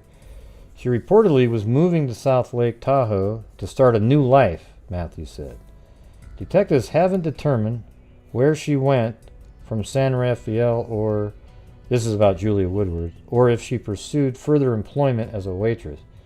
There is no reason to believe she didn't arrive in this area the first part of February. Now we're trying to establish where she went and what her activities were that led up to her death. He previously revealed she appeared to have been blindfolded, oh wow, and walked into the desert where she was killed by a blow to the head. Oh my God, what a nightmare. She wore a multicolored long-sleeve sweater, blue fashion jean, knee-high socks, crepe-soled shoes, and a gold necklace and pierced earrings. She was unidentified until November 7th, Matthews said. Her identity was confirmed both by fingerprints and by dental work. A forensic anthropologist's reconstruction of Julie Woodward from her injured and decomposed head. See, look how bad that is. Like, look how pretty and cute she is here, right? And then look at this reconstruction here. It's not worth doing, okay?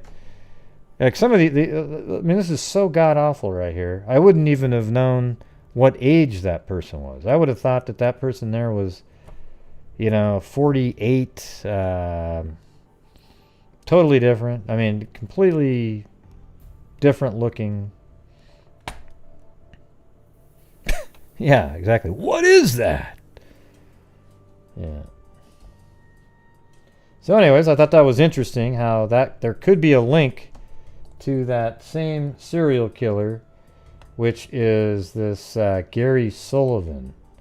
So let's check out Gary Sullivan, see what's going on. But this is it's sort of a new Gary Sullivan serial killer. Do they have him listed anywhere yet?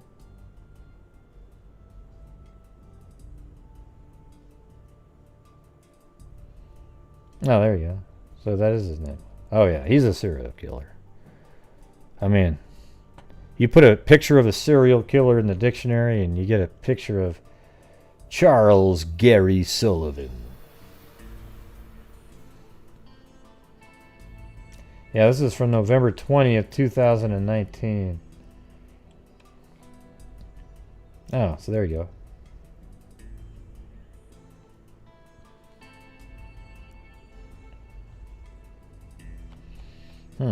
Well, it's interesting to maybe look into this guy a little bit, what he's been doing.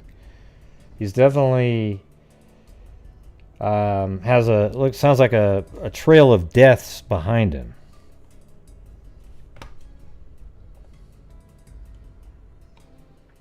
All right, I'm going to move on to the next one now. Actually, I'm going to move to, it was previous in the folders, but this is one from 1982. An unidentified woman found shot to death on Mount Rose in July has been buried without a funeral, while frustrated detectives still try to learn her name. Mount Rose.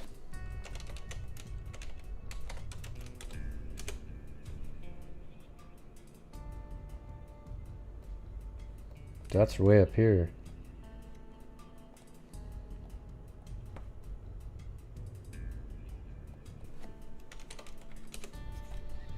And that one's the Jane Doe.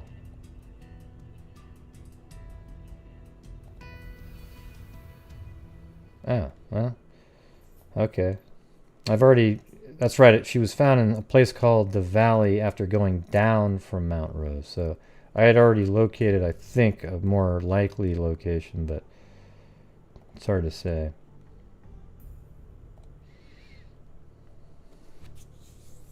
She had been shot in the back of the head in what investigators say might have been an execution-style slang. Then that there is similar to this Gary guy, right? Even though it's not a shooting, he kind of executed these people, put blindfolds on them and smashed them in the head. Maybe graduated to something a little easier, like using a gun instead of bludgeoning.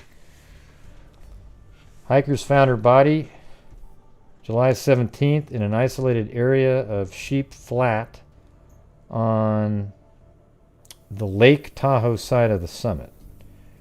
Gravediggers were the only people present when they recently buried Jane Doe at our Mother of Sorrows Cemetery north of Reno, according to Ross Burke and Noble Mortuary.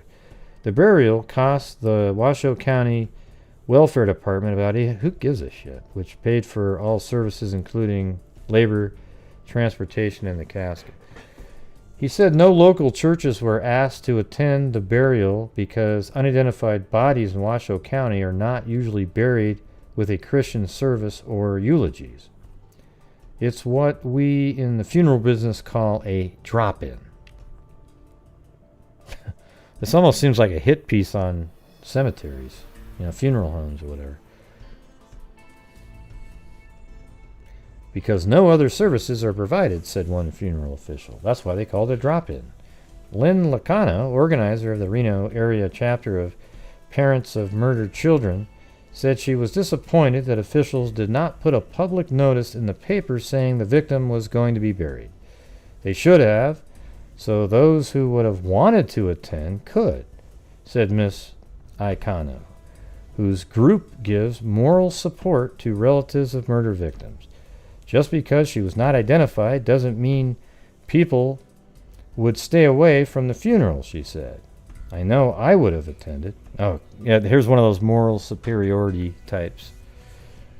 Vern McCarty, Washoe County coroner, said the law requires that he wait at least 10 days before having an unidentified body buried, but that he decided to wait more than 1 month to see if it would be claimed. He said the body was embalmed several days before burial. The law also says unidentified bodies must be buried rather than cremated. Oh, that's good. That's interesting. That even back in 82 they were kind of aware,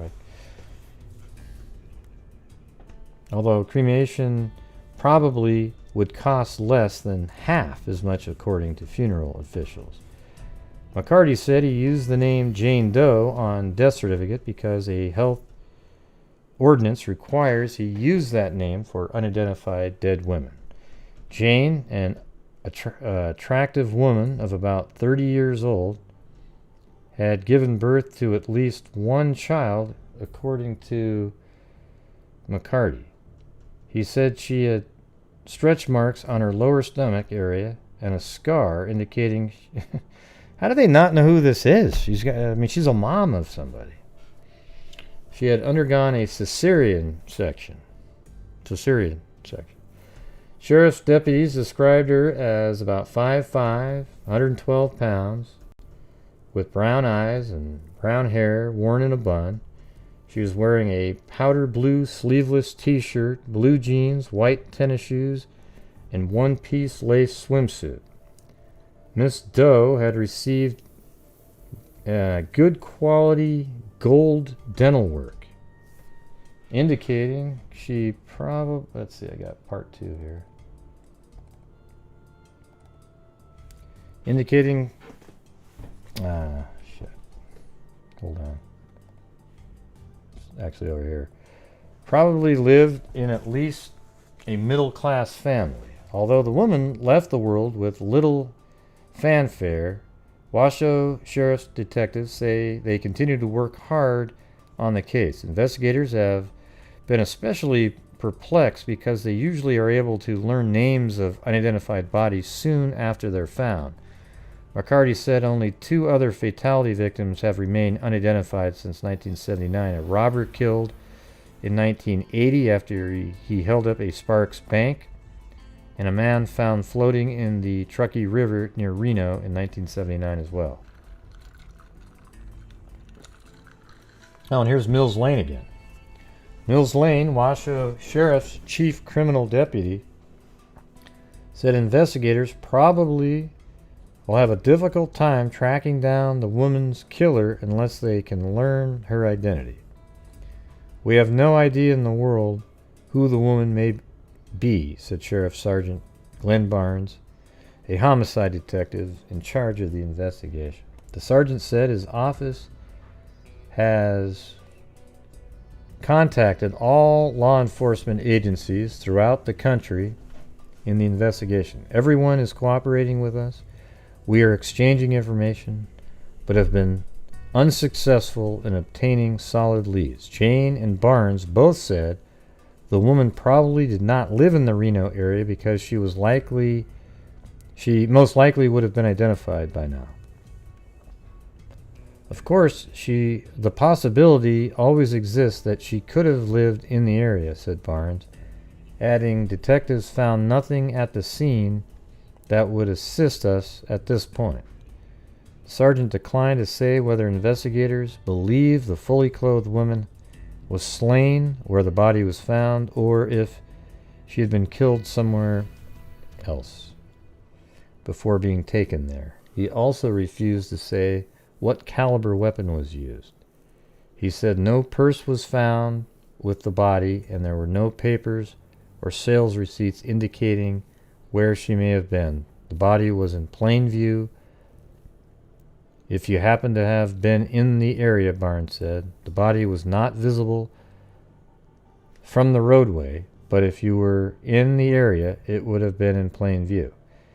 He said Mount Rose is not considered a dumping ground for murder victims. In fact, it's a pretty heavily traveled area. The detectives said investigators also found nothing to indicate illegal drugs were involved.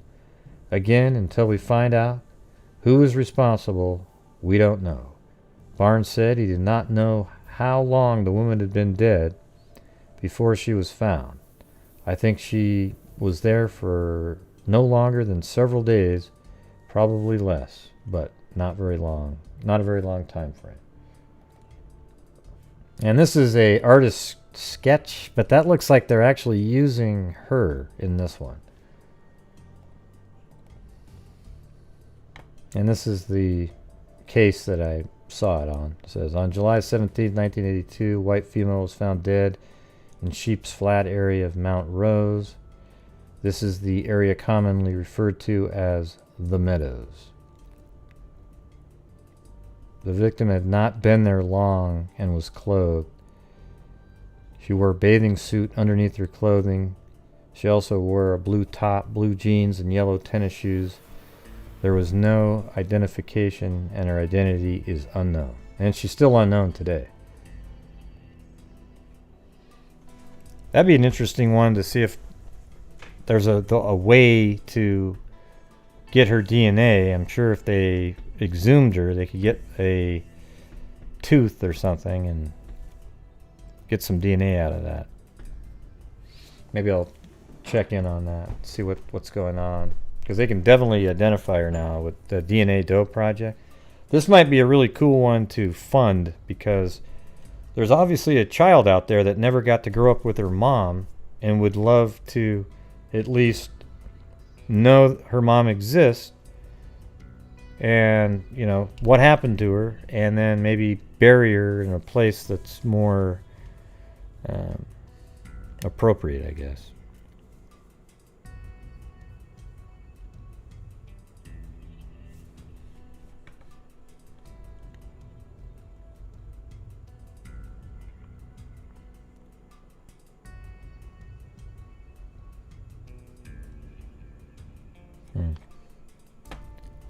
This is 1982, as it says right on the screen. Yeah.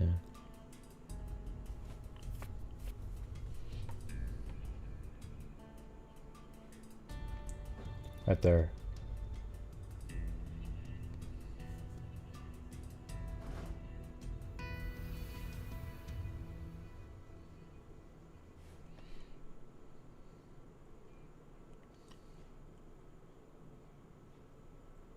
Oh, this one right here has been identified? This one right here? Oh, weird. Oh, cool. What year was she identified? Oh, that's pretty sweet. Yeah, I thought this face looked familiar. Let me see. Let me go to DNA Dope Project. I just read that in there. Yeah, I'm glad that they did that, because that's one that you definitely, and I think one of the ones on the they need to identify the mom and child in the Long Island serial killer case. Don't you think?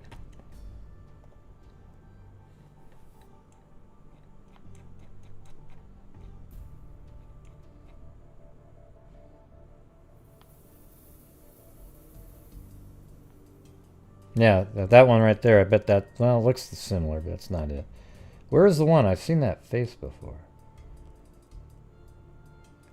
Oh, it's right here. Sheep Flat.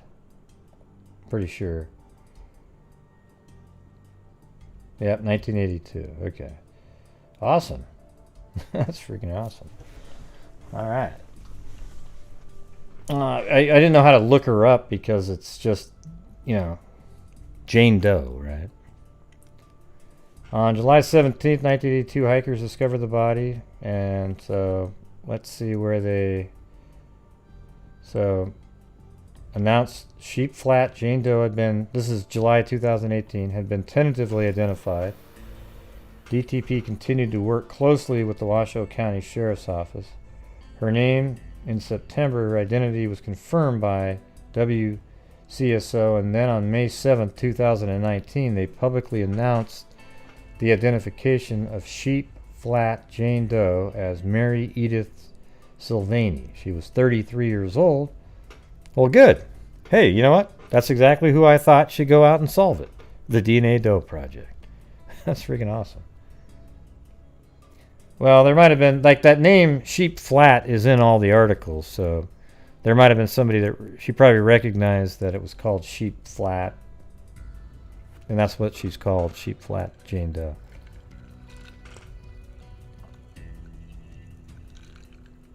Yeah, that's awesome. Love it. The suspect in Mary's murder has also been identified by the work of Identifinders. Oh, see, that's their other organization. So they must have had DNA stored that entire time. So they identified her, and then their law enforcement side of their business called Identifinders. He was James Richard Curry of Texas and is now deceased.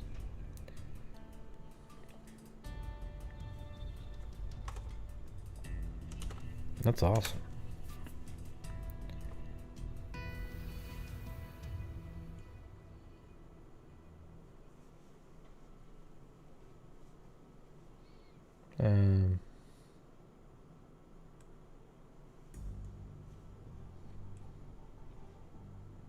Yeah, so there's a whole bunch of articles on her case being solved. Yeah.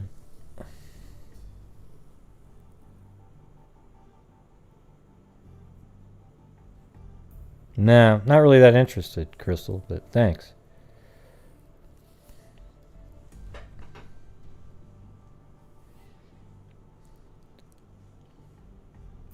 Let's see. Well, what's cool is his name will always be a killer. So his name was taken away from him, and she got her name. Right? Like, he probably died some sort of... Huh. What year was it? When did he die, by the way? Yeah, let me...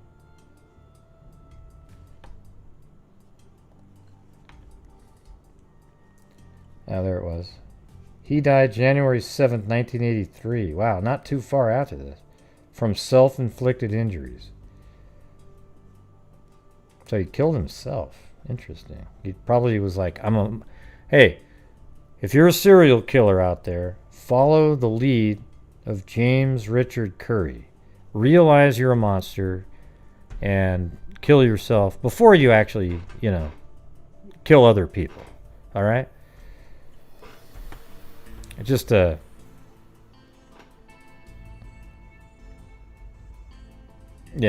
That's what I was reading that above. That person above said it was a serial killer.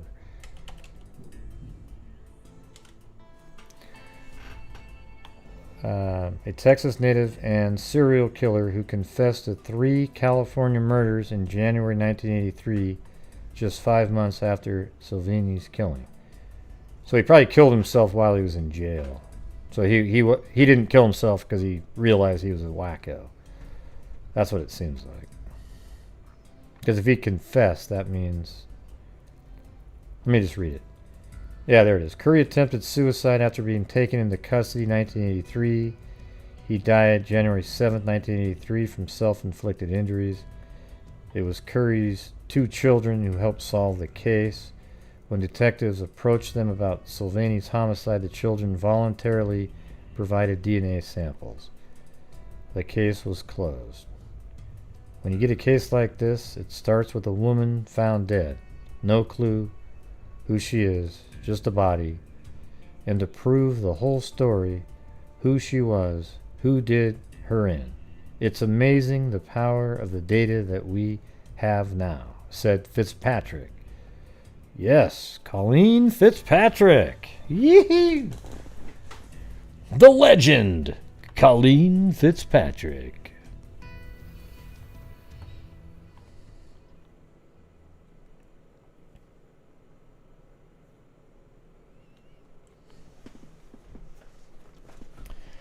Okay, and that's the other lady, Margaret Press. So it's her and Colleen Fitzpatrick started the DNA Doe project together. Well, that's excellent. Cool. Well, thank you for showing me that. I didn't really know a way. I guess I should have checked on DNA Doe project. I just didn't think of it. There's so many Jane and John Does out there that I didn't think the odds were very good.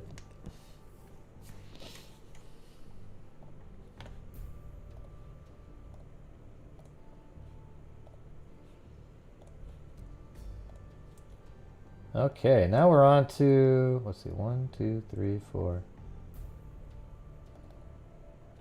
The next one is Joanna Robinson, 1975.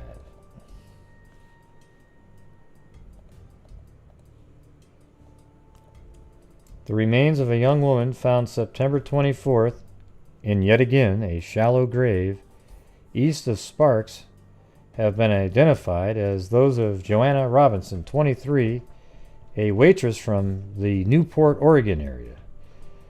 Captain Lauren Butner, Chief of Detectives of the Washoe County Sheriff's Department, said Tuesday her friends came from Oregon and identified her clothing, rings, and other items recovered from the grave.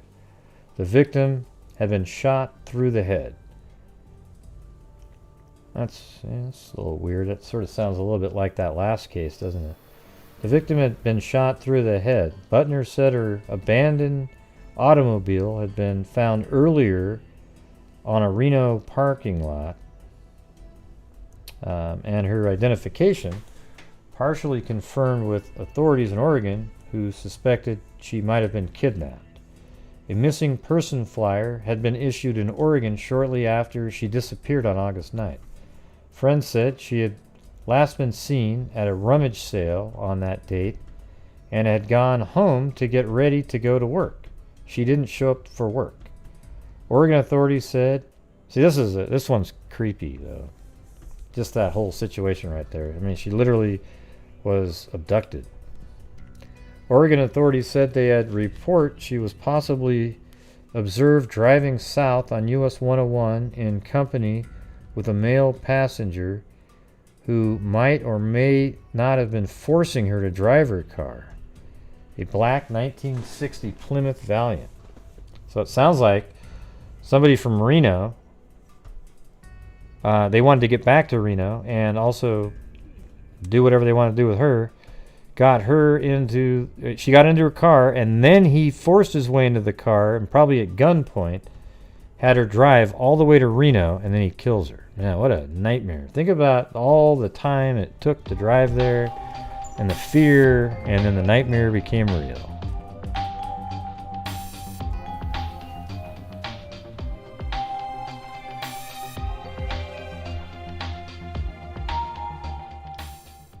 There's a port on a western bay and it serves 100 ships a day.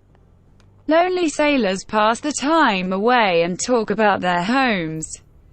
What song is that? Is that a Beach Boys song?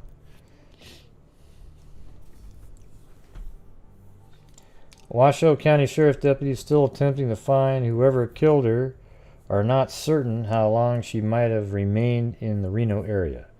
2 young hunters discovered the shallow grave in the Derby Dam area not far off of Interstate 80. An autopsy showed she had been killed by a single shot through the head and had been dead at least for several weeks. Butner said photographs of the woman are being obtained and will be published in hopes someone might remember seeing her and recall her companion. And then about 7 months later, she's mentioned in this article, but this is where you find other ones. 8 unsolved murders haunt law officials. Now, I guarantee it, in this article, you'll probably see some of those other people mentioned. Let's see. Orrin Macbeth, 38. What was the one that the person told me to do? Amanda Fravel. I don't know if that's in there. Let's see. The same is true of Gloria Crummett. That's one that we talked about. Butner said her head had been crushed, probably with a rock. He believes her killer is among her acquaintances, but he never could prove it. The enormity of the murder investigations in the nation is evident by the fact 114 female persons alone have been victims of mystery slayings in western states since 1974. Yeah, and then look at, there's also Joanna Robinson. And that's the one we're covering right now. But yeah, so this is 1986, that one. And then there's one from 1996. And usually these have more information. I just want to check it out. But Oregon woman's killing a mystery. On August 9th, 1975, Johanna Robinson, a 23-year-old waitress with long reddish hair, didn't show up for work at a Newport, Oregon restaurant. A month later, 2 Reno youths were deer hunting with bows and arrows.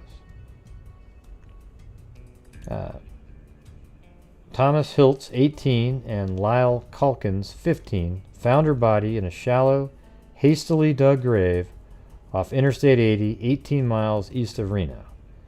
It was about a half mile from a makeshift rest stop near Derby Dam. An autopsy disclosed she had been shot behind one ear, possibly with a .38 caliber gun, but neither gun nor bullet was found. Washoe County Sheriff's detectives never learned why she was here, why she was killed, and who did it. Initially, because they all had to go on was mostly a clothed skeleton, detectives didn't even know who she was. At the time, Captain Lorne Butner said, "We've had numerous calls from concerned parents and law agencies from throughout Nevada, California, and Utah, but so far, none of them has checked out." She was identified about a month later when Oregon friends came to Reno and recognized her clothing, rings, and other items. I wonder how they knew, like how the Oregon friends knew anything about it, you know? Maybe they just saw missing persons, it sounded similar, then they had, I don't know. They had last seen her at the rummage sale. They said she had gone home to change clothes to get ready for work. When found, she was wearing a gold turtleneck sweater, blue jeans, and tan slip-on shoes. She also had on 3 rings, a blue greenstone, a gold band with a pearl-like stone, and a plain silver band. Police found her black 1960 Plymouth Valiant abandoned in a Reno parking lot. Detectives suspected she might have been kidnapped. After a missing person flyer was distributed in Oregon, someone reported possibly having seen her driving the car south of US 101. They saw a woman of her description accompanied by a male passenger, one who might have been forcing her to drive, detectives said. Well, I think it's pretty likely that that's what was going on there.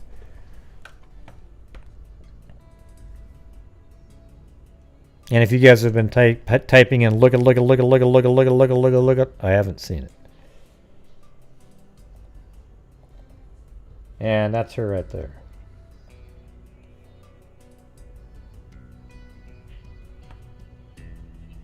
I wonder if my sister knew her, though.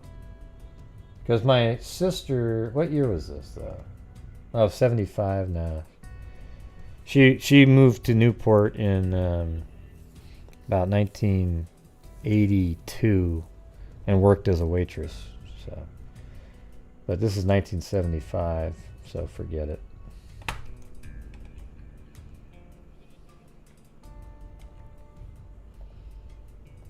And that one's Unsolved.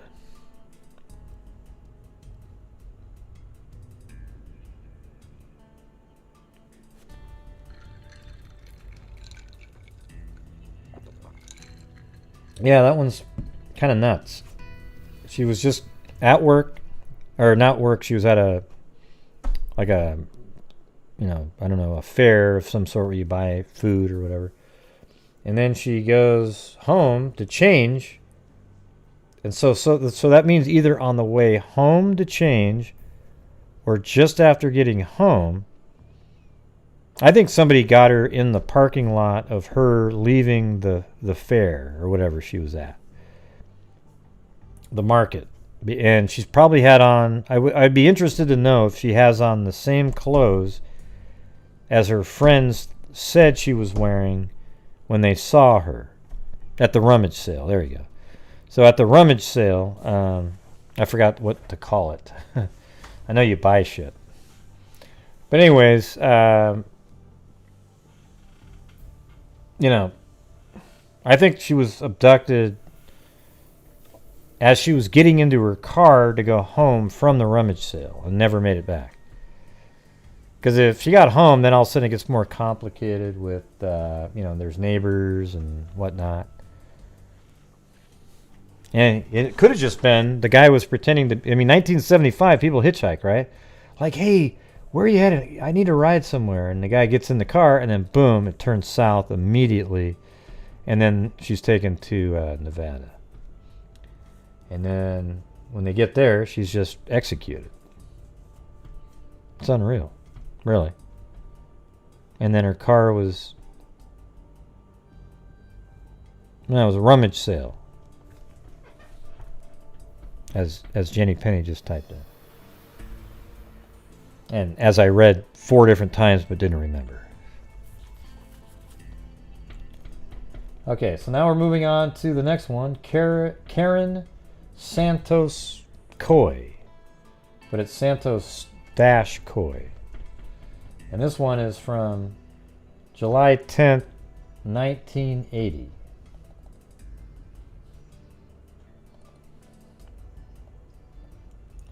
Investigators say a young woman apparently raped and killed where her body was found Thursday night in Sagebrush. Here's another Sagebrush one. North of Reno. Might be a missing Sierra Job Corps student. 3 sons of a Reno police sergeant accidentally found the nude, decomposing body while they were riding in a Jeep on a dirt road just north of Red Rock Road. Here, let me see if I can find that.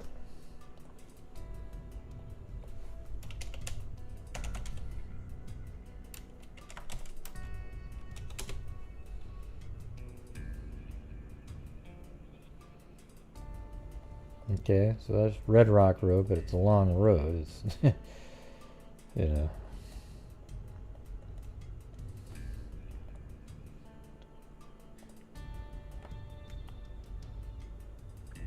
Just north of Red Rock Road.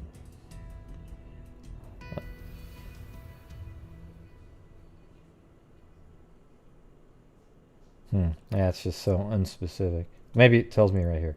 The unidentified body was face down just off a little used mountain road overlooking and about 1.5 miles north of Steed, site of the Job Corps. Okay. So where's Steed?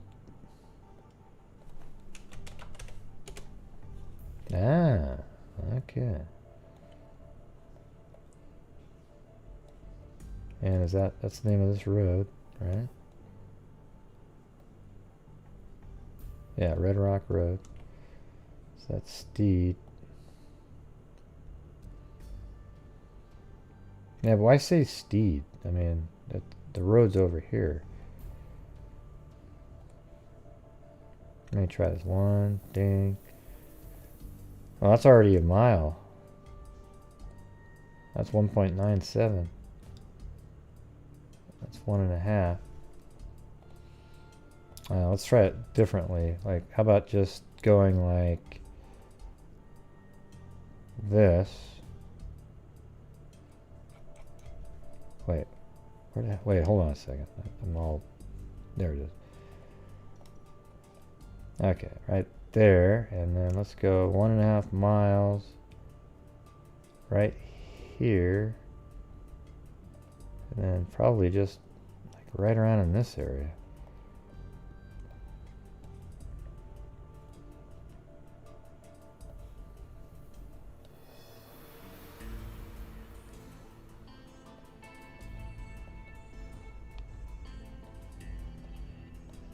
And there is a dirt road right over here. I don't know if that's what they're talking about, but see that dirt road that goes all along there? Maybe that was there first. I don't know. But that's about right. Interesting.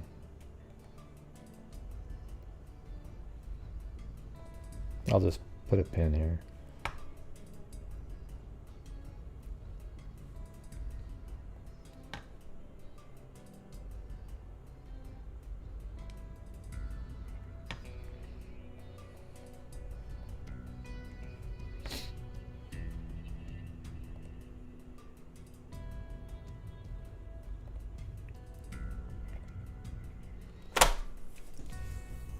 Let's see, 1.5 miles north of Steed, site of the Job Corps.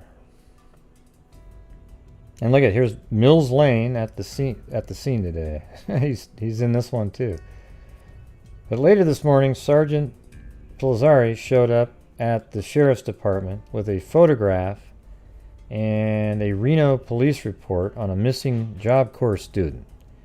He said that when the photograph was passed out at morning briefing this morning, he noticed a what was it?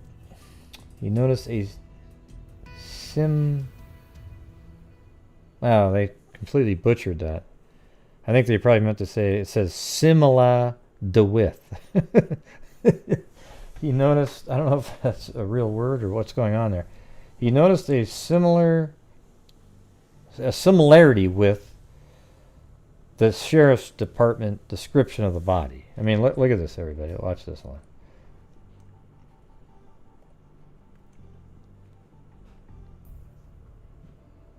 Where is that? All right. He noticed a simila de width. That's hilarious. And that's like horrible.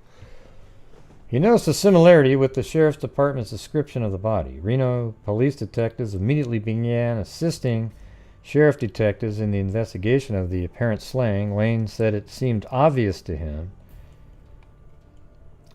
that the victim, whoever she is, was sexually molested and killed.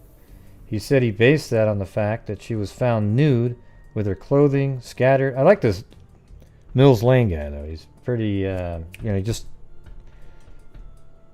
he's pretty clear in his thinking, really logical. He said he based that on the fact she was found nude with her clothing scattered in the sagebrush. Identity of the missing Job Corps student was withheld by police pending positive identification of the body. She is 19 from Sacramento and was last seen at the Reno Rodeo Carnival June 28. She wore clothing similar to that found in the sagebrush near her body, brown cord slacks and brown tennis shoes. The missing woman wore glasses similar to those found at the scene. Lane said there was no jewelry or identification found at the scene. 2 Washoe detectives spent the night at the scene to guard the area until a more thorough search could be made for evidence this morning. Lane said no weapon was found, nor was there any obvious sign of cause of death.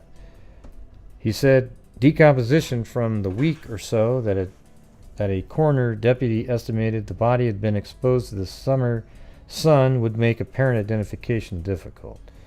Detective Captain Bill Matthews said he plans to have the victim's teeth examined by a forensic dentist to try to establish identity. An autopsy was scheduled for this morning. Lane said coyotes might have damaged the body. He said officers had to chase some away Thursday night.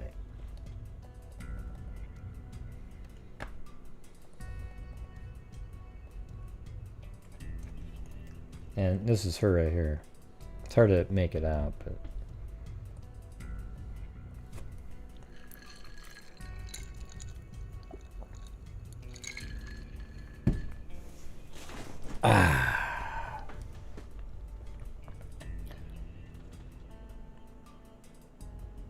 yeah, it's just a joke, Jennifer. I'll switch it back. Okay, yeah, it's your dark levels. You've been rated by Chad Daybell, okay? Well, the longer you're here, the higher you get rated, but I keep switching it from dark to light, so it's just kind of just a pure luck, all right?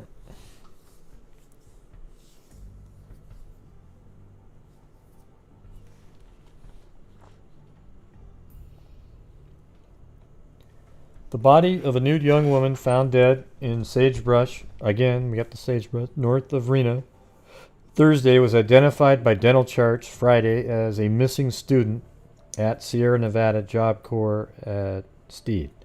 Karin Santos-Coy, 19 of Sacramento, last was seen by friends June 28 at the Reno Rodeo Carnival at Nevada State Fairgrounds. Reno police said. Washoe Sheriff's Department Detective Captain Bill Matthews said a preliminary autopsy Friday revealed she apparently was killed by a single gunshot wound to the chest. No gun was found, however. The autopsy failed to establish whether she had been raped. Chief Criminal Deputy Mills Lane had said earlier that the circumstances left little doubt in his mind that she was a victim of sexual assault. Well, she was, okay? I mean, there isn't a body that's nude with clothes nearby and there wasn't a sexual assault. It's like 1 in a million that it's not.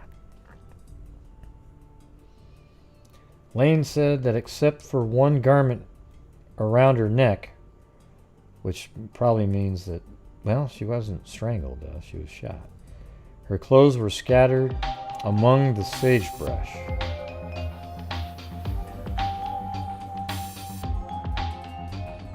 Thank you, Jennifer Rochelle. Yes, and you, what are you, a 4-point...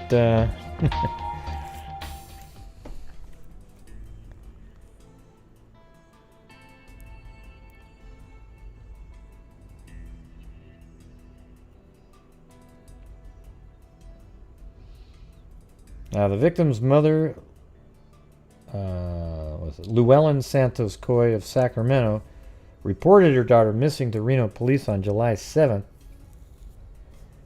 And they saw, the friends said they saw her at the carnival. The victim's mother had described her daughter as happy in her 3 months at MUNTS at the Job Corps Center, learning much in classes and participating in such activities as softball. She said her daughter had planned to return to Job Corps Center after the rodeo, but did not. Phil Wilbur, director of the Job Corps Center, said the victim had been one of about 125 females and 275 males from 16 to 21 years old who are students in vocational training. He said students can leave the center at night and on weekends on pass. He said students must observe an 11 p.m. curfew, but can earn the right to stay out until 2 a.m. 3 sons of a Reno police sergeant discovered the body while they were riding in a Jeep on a remote dirt road just north of Red Rock Road. And a half-mile north of U.S. Highway 395. Okay, now we can really dial this sucker in here. Okay, there's 395. They said a half-mile north, right? So now it doesn't really make sense on what they wrote, though. Let's see. Remote road just north of Red Rock Road and a half-mile north of US 395. So here is 395. So earlier they said 1.5 miles north of that other town, but that doesn't make any sense now. 0.24. That's 5.9. Well, I think that's right there, that dirt road that you're seeing. I can see it from the sky.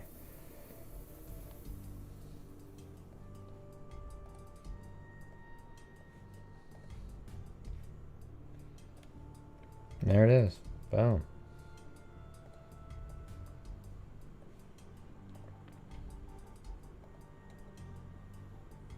I'll get rid of the other one.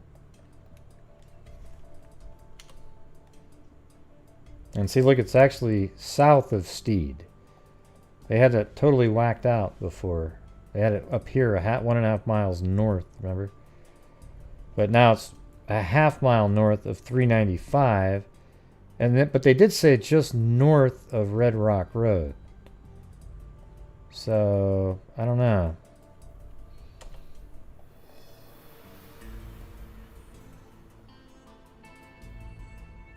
God, I wonder if they meant to say 1.5 miles. Let me just try something here. Instead of a half mile, maybe they meant 1.5. Let's see. And a half mile north of you, the site is beside a little used mountain road overlooking and about 1.5 miles north of Steed. Well, see, how are you saying that? This is Steed right here. It's not 1.5 miles. This is 395 right there. Man, I can't stand it when they don't really work through it like that. Okay, let's try this again. On a remote dirt road just north of Red Rock Road. And a half mile north of US Highway 395. Well, this is a half mile. This is 395. You can see it right there.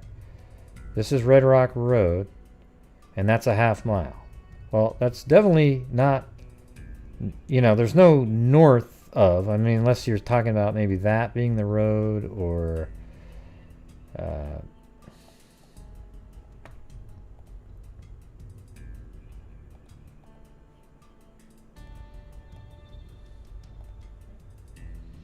yeah, so that is 0.6 miles even, so it would be shorter, less than that, and it would be on this side if it's north. However, unless you go up,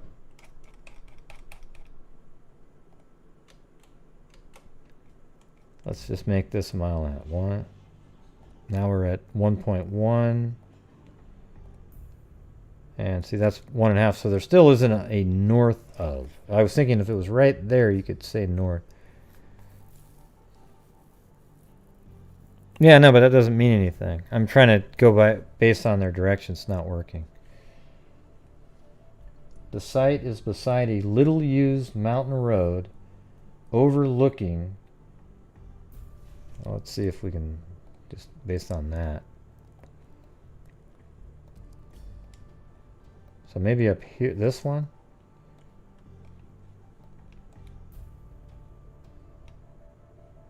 And look at how it's overlooking. Let's see. Overlooking and about 1.5 miles north of Steed. Well, that's not north of Steed. This whole Steed thing, Steed is over here. So 1.5 mile north of, you're in this area.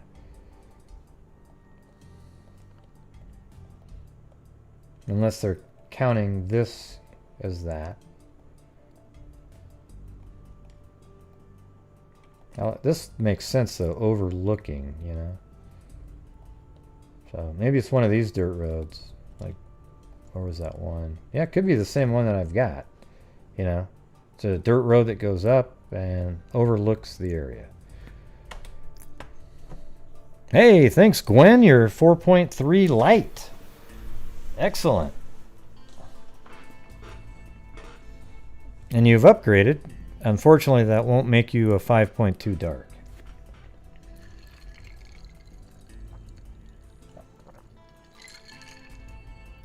Yeah, but if they're saying that, it's even worse, Toy Area. It's even worse, okay? They're saying 1.5 miles north of Steed, which is right here. Then you go 1.5 miles, let's say, and you're up in this area. But then the article says it's a half mile from 395. Well, that's 395, and then you go about 0.6 miles, and there's this dirt road right there. And that dirt road goes up this hill, and it overlooks, like they say. I don't know. It's confusing, and I don't really want to spend much more time, because if they don't give you an accurate description, then you're just wasting your time, because it's a circle that you keep going around.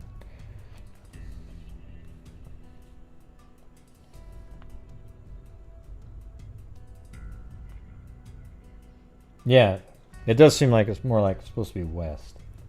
I was thinking that earlier, but it's still not, it doesn't even work.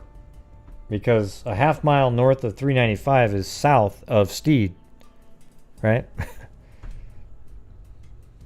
Yeah, well, maybe. Lots of maybes now, but I can't get I will never know the actual answer. But I'm thinking maybe it's this dirt road right there. Because that's the only thing that for sure, they said a half mile from 395. Well, there's a dirt road 0.6 miles right there.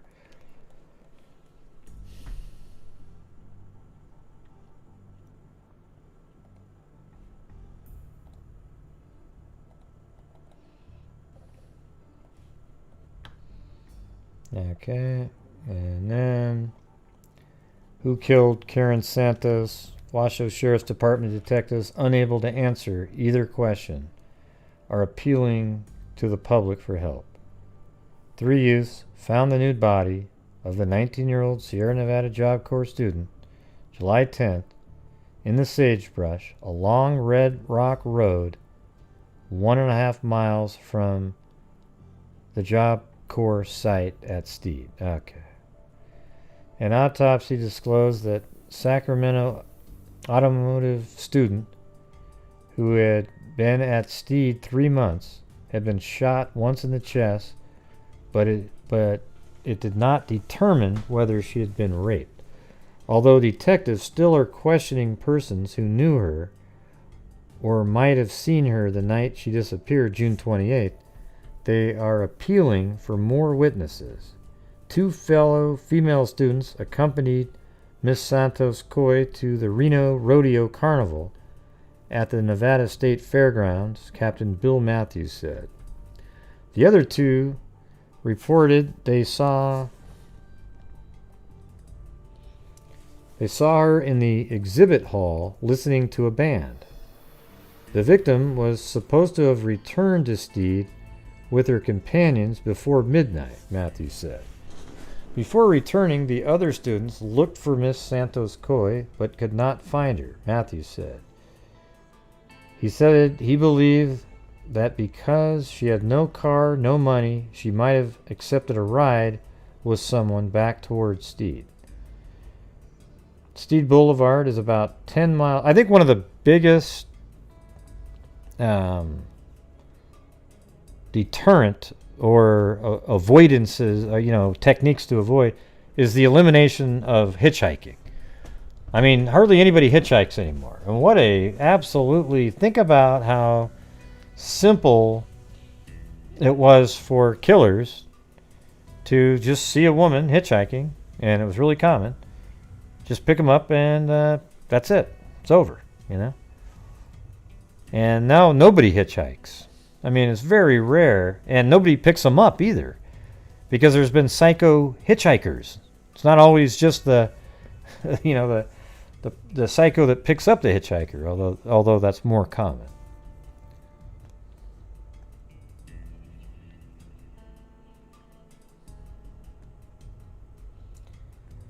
And they want to know if anyone who saw her at the carnival or afterwards to call him. He said she was wearing tennis shoes, brown corduroy slacks, and a yellow halter top with MGM Grand Reno printed on one side. She also wore glasses.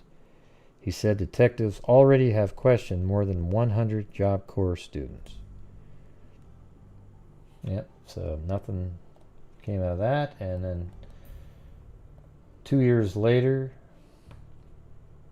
these are another mentioning probably multiple deaths again. The murder of Katherine Carlson Monday is the 7th unsolved slaying of young women since 1971 in the desert north of Reno. With each subsequent case, residents of the wide valley that encompass Steed, Lemon Valley, Sun Valley, Panther Valley, Hungry Valley, Cold Springs, and Black Springs wonder whether the deaths are related, and rumors spread fear. Horizon Hills, where Mrs. Carson was killed, overlooks that valley at 7:30 p.m. today. Residents of Horizon Hills will gather to discuss personal security. Let's see what happened with her. Murder of Katherine Carlson. Hold on.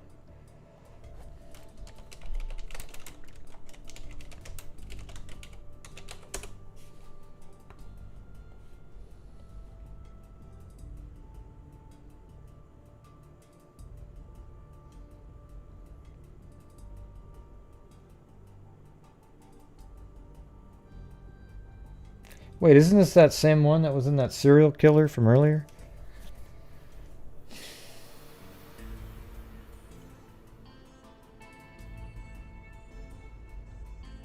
Yeah.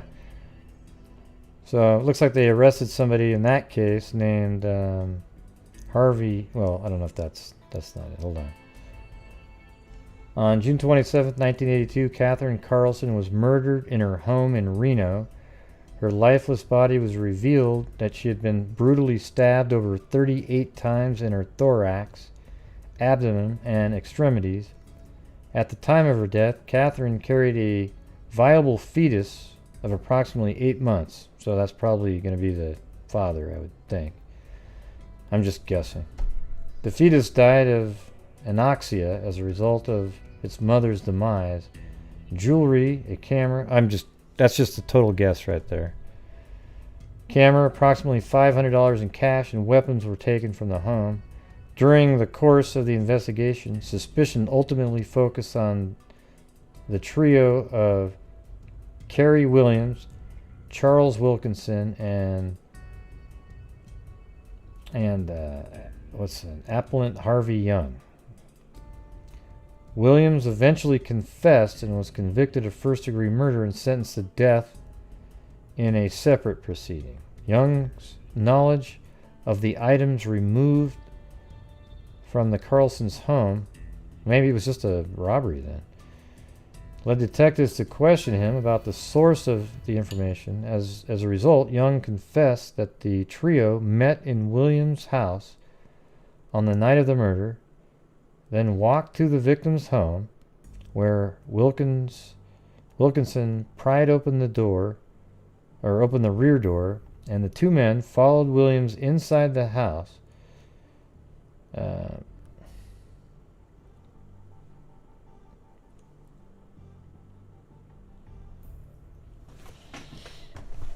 Man, hold on a second. Let's see. Walked into the victim's home. Williams inside the house. Young also said he ran from the house when he saw Williams stabbing Carlson. In discussing the extent of his involvement, Young first indicated that he went to Carlson's home intent on committing a burglary. There we go. Later, he denied any criminal intent, stating that his purpose in going to Carlson was to attend a party. Trial evidence revealed that Young was mildly retarded. Okay, that's in the article. It's not a word that I'm using. I know that's not okay to use now. Functioning at the level of a 9-year-old child. Young was convicted of murder, fetal manslaughter, and burglary. He received a sentence of life without the possibility of parole and 2 consecutive 10-year prison terms. Anyway, so that one at the time was unsolved, but then got solved. And it had nothing to do with the father of the child. Although that's usually, you know, if it's somebody that's not a married person, that's normally what it is, right? Like if you're not married and you're pregnant and you get killed and you're not, you know, then it's, a lot of times it's going to be the biological father who doesn't want to have to pay the child support. But that's not what happened in this one. See?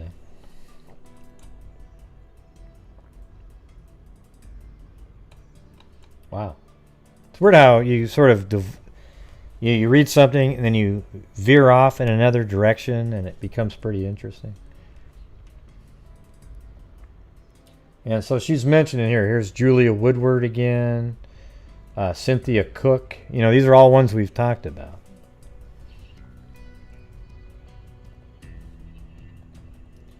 And then 2008. Here's another article here. And we're back to Karin Santos-Coy again. The one from the Job Corps. So let's see what this article says. It's probably a lot more detail. Well, it's not a bad turnout tonight in the chat for, you know, 4th of July Eve. Okay, it would mean more if it was Christmas Eve, okay? I'm just saying. Yeah. A Sierra Nevada Job Corps student died of a gunshot wound to the chest after disappearing from a Reno rodeo carnival in 1980. Karin Santos-Coy, 19, had only been in Nevada 3 months, taking classes in automotive training, and that's so cool. Hey, listen, everybody. See, that's one of the things. If you have a kid out there and they're, you know, they don't know what the hell they're doing, and they're sort of like, yeah, I want to go to college and get a BA and some bullshit degree. You know what you should do is see if they're interested in a vocational school. You know, literally learning a skill like a welder, a plumber, or these other types of jobs that pay a ludicrous amount of money, and you could write your own ticket.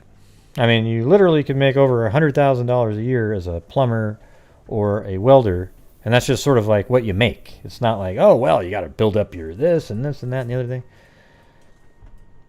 Yeah, mechanics, all those things, they're incredible. Everybody doesn't have to go to college, everybody. I know that everybody, you know, they try to tell you that everybody needs to go to college. But it's just not true, okay? There's a lot of very smart people that never went to college. I don't even know if Bill Gates finished college, okay? He just said, screw it, man. I got this computer idea. I'm good.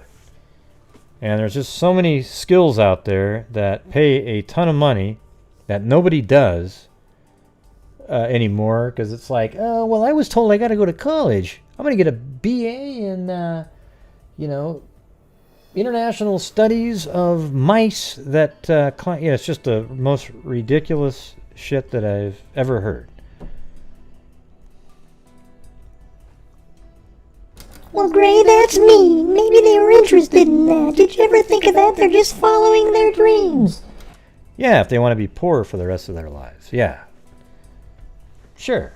Yeah. Go ahead. What's funny is there's almost like an industry of teachers teaching the same thing. So like you're in college and you're, let's say you take a course in, let's see, Shakespearean time period history.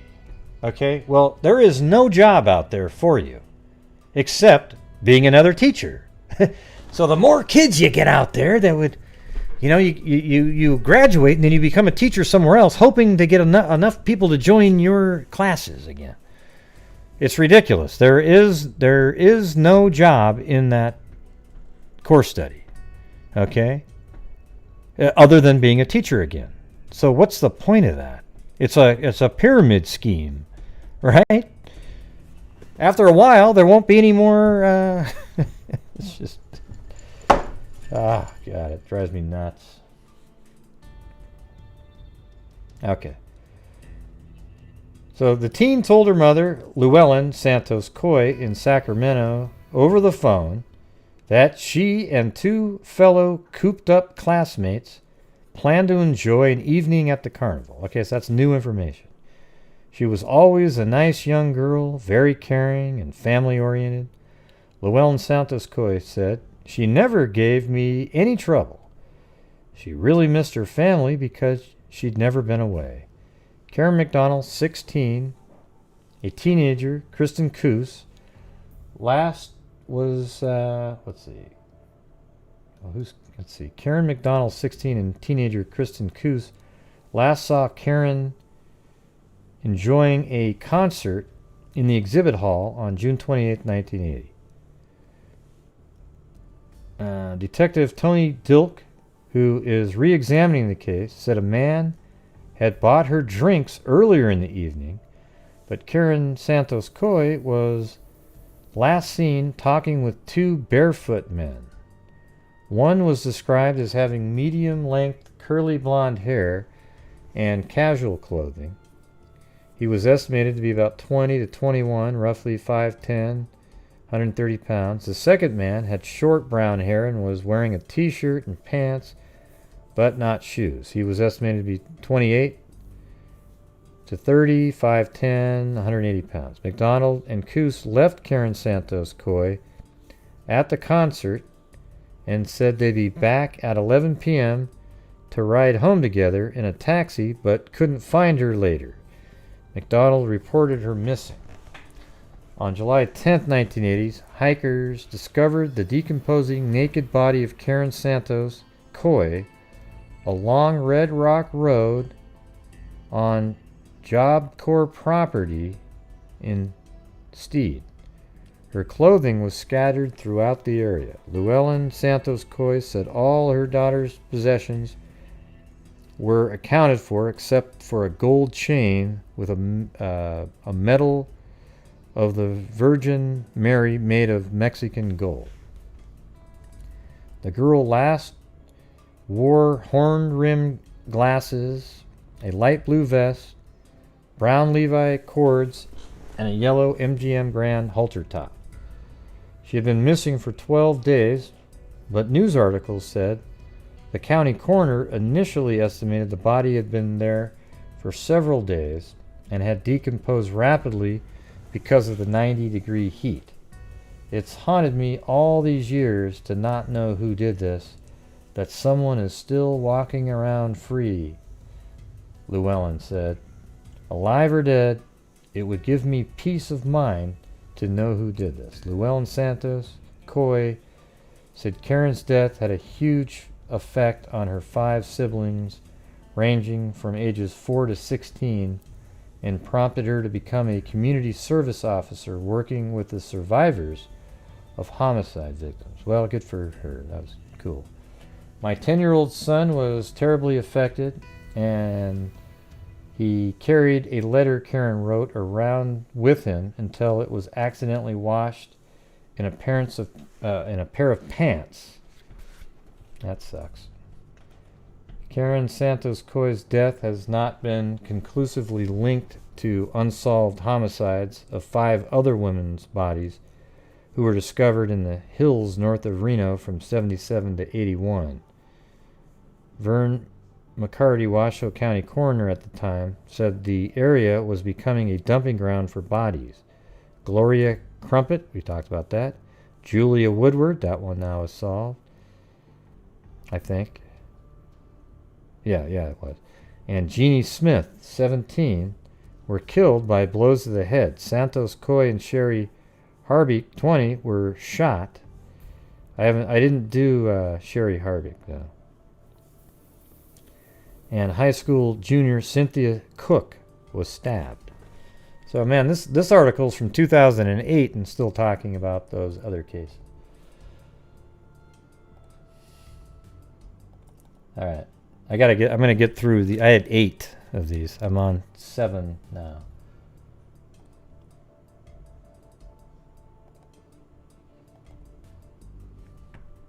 And this one is Sandra Whitlock. This one, though, is from 1985. Washoe Sheriff investigators determined Monday that a body found in the Truckee River on Saturday was that of a 28-year-old Reno woman who had been shot in the back. It was the 4th slaying discovered in the Washoe County, Carson City area in 9 days. A Sparks man was arrested Monday in San Luis Obispo, California, on suspicion of shooting his father. The latest murder victim was identified as Sandra Whitlock of 2745 Rondell Way.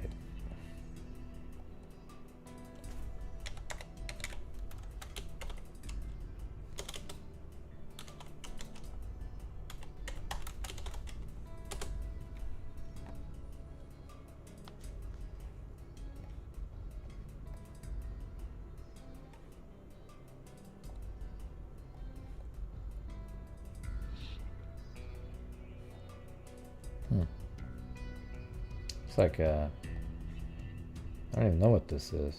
It's like just I mean, what are these, mobile homes? Or I mean, it just looks terrible. It looks like train cars almost.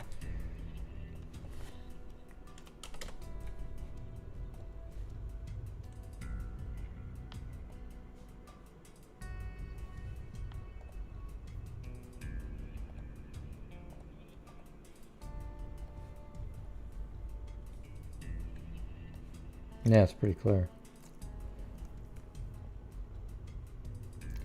And she was reported missing sometime in early January and last seen in downtown Reno. Coroner Vern McCarty said Monday the date of her death is unknown. Washoe Sheriff's Department Chief Criminal Deputy Bill Matthews said investigators have no motive or suspect in the killing. They also do not know where the shooting occurred. The woman's clothed body was spotted among rocks in the Truckee River.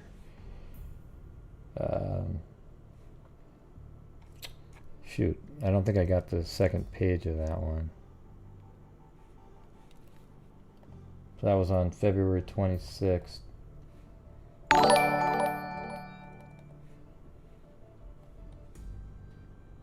Hey, thanks, Rebecca N., who's a 2 light. Not a very high level light. There's like a billion of you, but you know.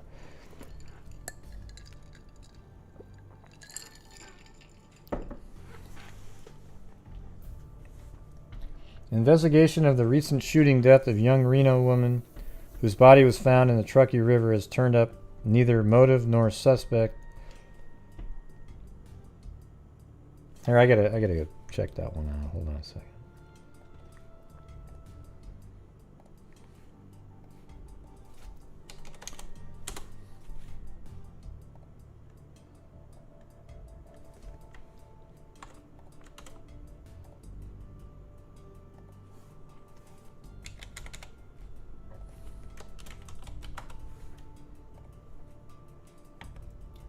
February 26th.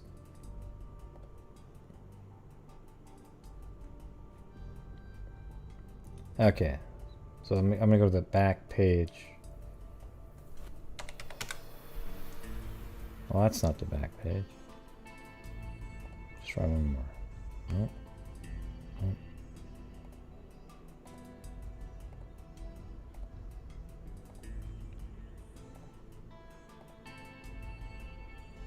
There we go. So let me open up that first one again. The woman's clothed body was spotted among rocks in the Truckee River near Painted Rock between Derby Dam and Wadsworth, about 15 miles east of Sparks. Matthews said the Whitlock woman had been employed in sales, although it is not known where. He said survivors include her parents in Jacksonville, Arkansas, and as an ex-husband and children in South Carolina. The Whitlock death is the only one of the 4 recent homicides which has not been followed by an arrest. Okay.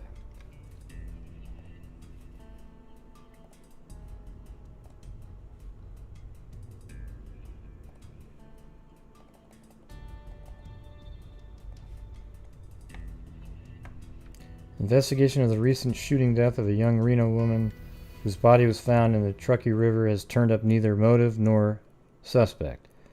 Washington County Sheriff's Department Chief Criminal Deputy Bill Matthews said Thursday he might ask secret witness for help in solving the slaying of Sandra Whitlock. Her body was found in the river about 15 miles east of Sparks Saturday. She had been shot in the back. Matthews said it is unknown whether she was shot at the location and when she was shot. A boyfriend told Reno police January 16th that he last saw her the afternoon of January 5th in a downtown casino. I mean, I know there's a lot of casinos there, but that seems to be sort of a common thread in some of these. He said she was going to gamble and that they had planned to meet again later that night. Matthews said detectives are trying to learn who her associates were.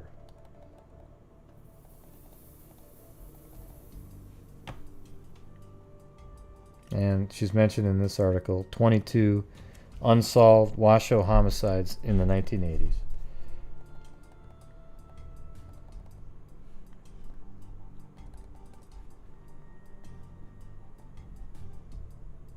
And this is an article from 1995, so let's see if there's anything new in it. It's sad but true that in 20 years, the unincorporated areas of Washoe County have been the scenes of 25 unsolved slayings. The remote vastness of this desert area means that victims' bodies often are not even discovered until they're decomposed, and some aren't even discovered, or merely bones scattered by wild animals. Passage of time and lack of witnesses make investigations difficult. The victim of one still unsolved county homicide was found not in the desert, but in the Truckee River in February 1985. Hey, thanks, Walligator. Sandra Whitlock, 28, of Reno, had been reported missing earlier the previous month. A boyfriend told Reno police he last saw her the afternoon of January 5th in a downtown casino. He told them she was going to gamble and that they planned to meet again that night. 7 weeks later, someone spotted her body among rocks on the river near Painted Rock, about 15 miles east of Sparks.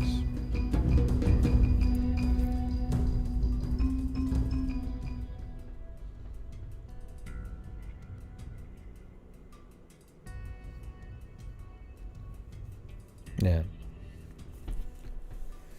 County investigators said she had been shot in the back, but they did not determine when or where by whom.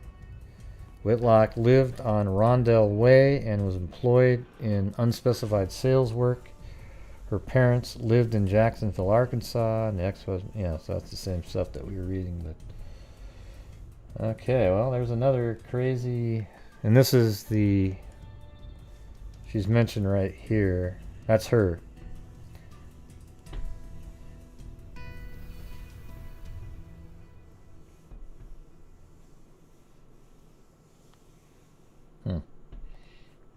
Okay, well, that was Sandra Whitlock, and now we've got Tammy Brown. And here's Tammy Brown right there. She looks like she's pretty bored in that police shot, don't you think? Or whatever. I hope that's not a driver's license. That'd be hilarious.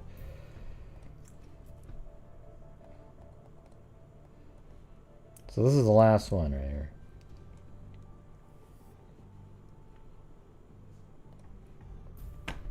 The death, jeez. Let me have another drink.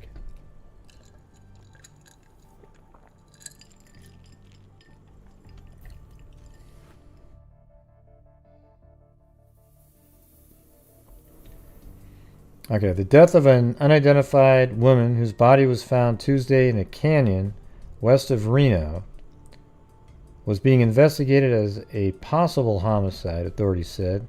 The body was discovered shortly before 8 a.m. by a man walking his dog. I was like, woman his? By a man walking his dog in Thomas Creek Canyon west of Timberline Road. Okay, let's see. Thomas Creek Canyon.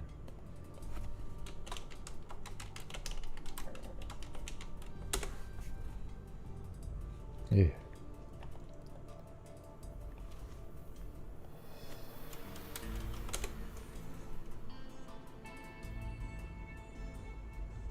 It says White's Canyon.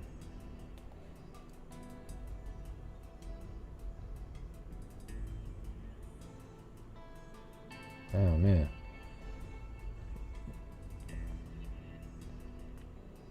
Okay, Timberline Road. Let's try that.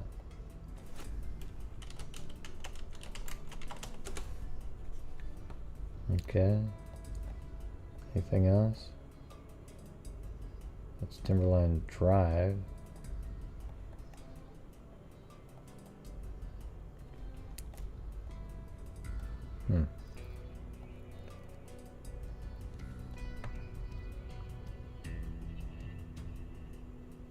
Okay, west of Reno. Where's Reno? That's Reno. So, I guess could be either of these two here. Timberline Drive, maybe.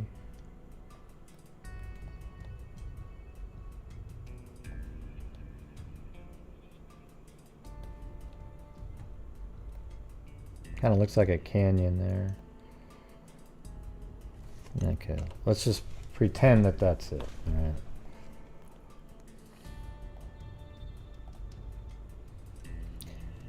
Dog in Thomas Creek Canyon. Okay. Maybe that's what this is. Let's see where Thomas Creek is. Let me just put a pin here.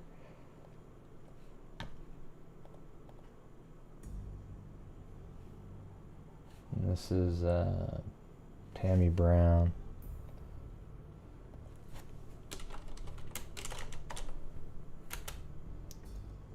And this one isn't that long ago, I don't think.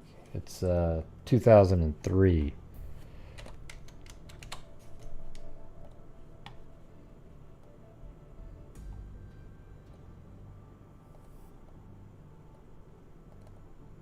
Okay. Now we're going to look up Thomas Creek. And hopefully it's that little creek that's right there. And no, it's Thomas Creek Road. God, is there any kind of a... But usually a Thomas Creek Road would be related to the creek, right? Yeah, it's still Thomas Creek Road. There. Oh, maybe it's right here. Okay, so I'm going to put another pin right there. And then what was that again? There was two different possibilities on the Thomas Creek Canyon.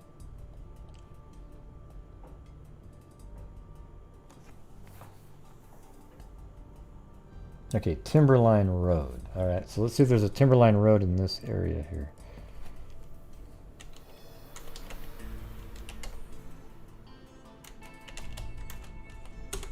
Because there was another one. Okay, well this one's looking more possible here. Timberline Road. Okay. Thomas Creek Canyon, west of Timberline Road. Thomas Creek Canyon, west.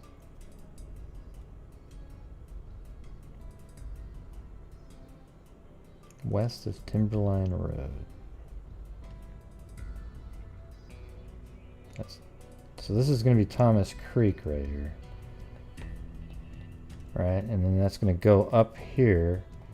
And it said west of Timberline Road. Okay, alright. I think we're getting closer now. Body was discovered shortly after 8 p.m. by a man walking his dog in Thomas Creek Canyon, west of Timberline Road. Okay. So I think it's right here. Right there. In this area right there. Doesn't that make sense?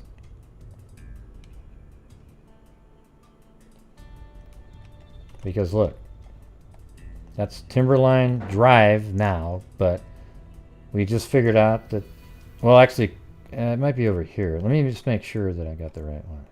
This is the, I don't know if that's the one or if the creek's there, but if it's creek, if the creek is this one, then I got to move it down a little bit. Let's see.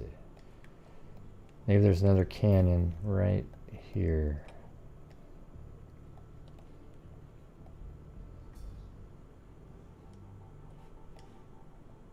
There's definitely a creek right there. That says Lower Thomas Creek Trail. And then what's this one?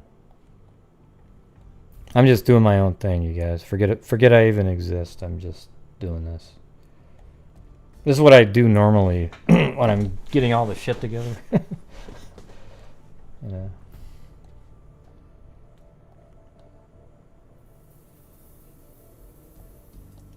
Yeah, I think this is it. That looks more like a canyon too, doesn't it? I mean, like if you were looking at that, that looks like a canyon. I don't think that, well, I mean, this is a canyon going around, but I don't know.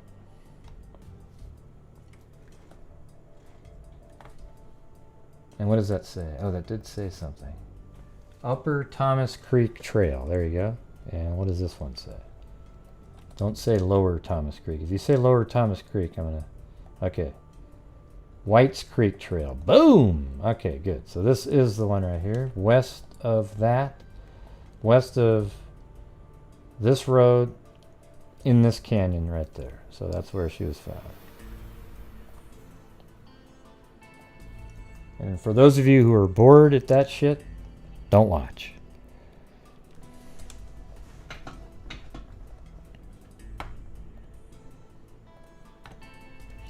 Washoe County Sheriff's Office, officials had not identified the victim by late Tuesday and declined to say how old the victim appeared to be other than that she was an adult. They would not say whether the body was clothed.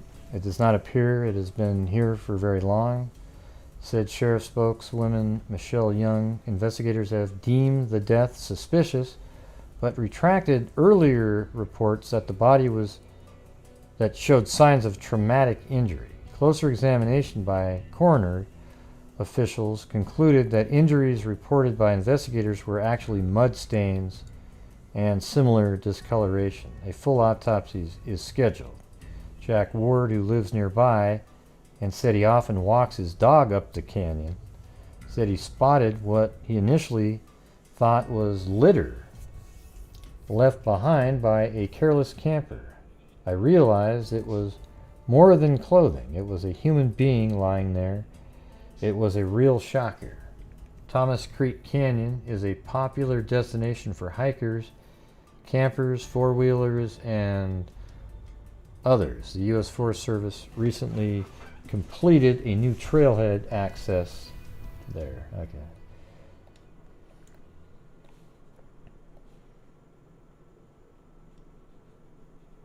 Yeah, there's no, doesn't even look like there's street view there. Nope.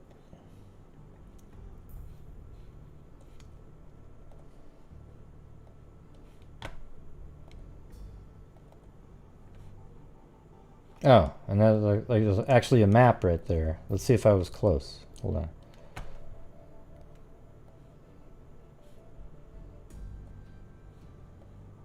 Looks like it. I could have done that all with the map, but hey, it's way more fun to figure it out yourself. So let's see. That looks like the road, Timberline Road right there. And you can see the little curl in there. Let's see. That little bend is right there. And then there's another creek right here that they mentioned. So looks like it's pretty close. Maybe a little further down the canyon though. Looks like they have it quite a bit down the road. Probably like more like down here.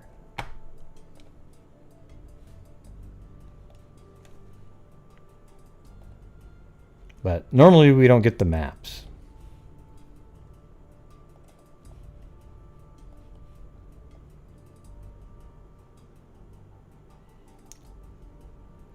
Yeah, so she was found just after 8 a.m. And this, they're just still looking for people to help there. And then we've got 2000 and, well, just the next day. This all is 2003. And then they finally identified her body. It was Tammy Jean Brown of Reno.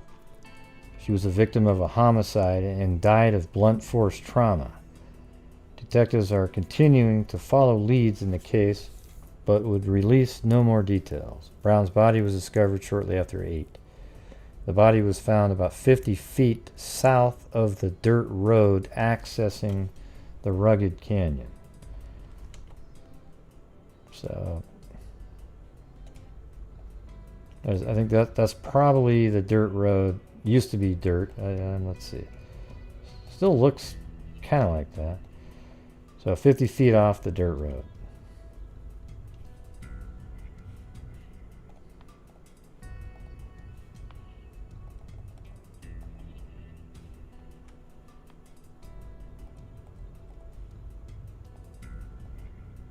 And that's the reverse image. It's not her making the same face looking the other direction. A 36-year-old woman whose body was found this week in a canyon west of Reno likely was not the victim of a random attack, sheriff deputies said Friday. But no suspects had been identified in the beating death of Tammy Jean Brown. We are leaning more towards she knew the suspect, said Washoe County Sheriff's Deputy Michelle Youngs. A man walking his dog discovered the body shortly after 8 a.m. Tuesday in Thomas Creek Canyon, a popular hiking camping area. Young said there is some indication that the spot where the body was discovered is not where the woman died, but deputies have not determined an alternate site of the slaying. Well, that'd be almost impossible, right? Brown, who had been living with a boyfriend for the past few months, had 2 teenage daughters who had not been staying with her, Young said. Brown's occupation was not known. Secret witness has offered a $2,500 reward for information leading to an arrest and prosecution in the case. So there you go, everybody. Crazy cases. Look at all these ones that are so similar, and most of them aren't solved. 2 of those were, but or at least 2 of the people we talked about, and then we sort of veered off into a serial killer of one of them.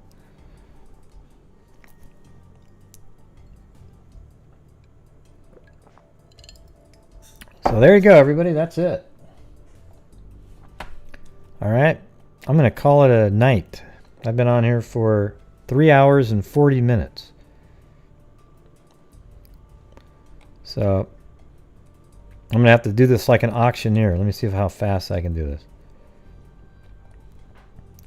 Thank you, Barbara Smith, Kit Kat, Billy Boy Blue, Rochelle Black, Carla Hussey, Lori Staggs, Billy Boy Blue, Cairo, Arthur Roy, Richard Watts, BB T. Boston, Jerry, Linda Howe, Sarah Saturn, Kit Kat, Billy Boy Blue, Dottie, Lori Staggs, Miss Gis, Sarah Saturn, Audra Blankenship, Linda Howe, Sapphire, Zozo, Chester Marie, Ace B, Yvette B, Social Liars, Gene Fish, Chrissy Paradis, Raven 187, Alifair M, Roe, BBT Boston, Michelle Nicholas, Crystal aka Beaver Game Sub Crystal, Lori Staggs, Jenny Penny, Robin Sanchez, Michelle, Susie B, Sarah Saturn, Sarah Brown. That's Sarah Brown, everybody.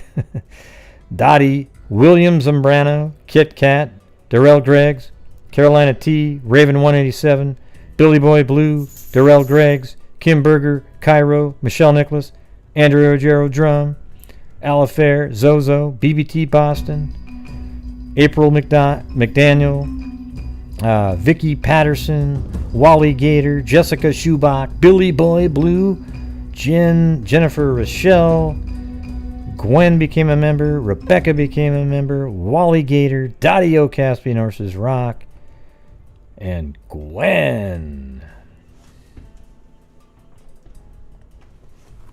How was that?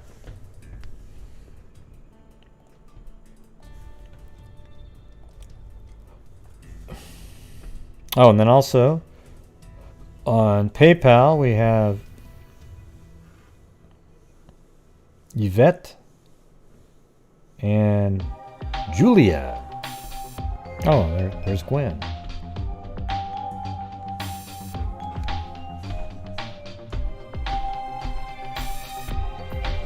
Oh, and there's Swerbiz.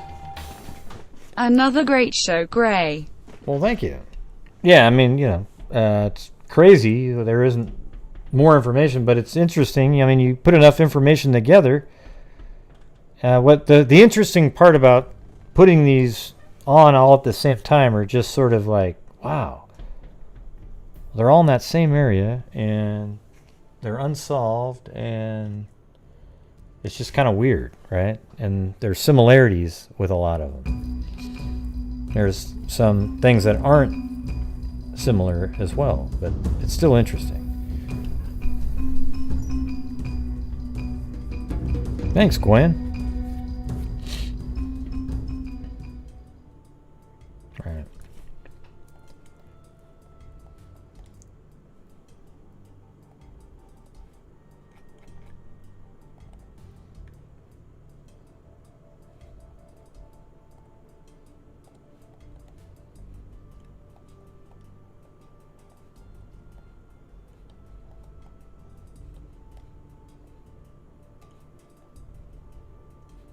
Oh, you gotta turn off there you go.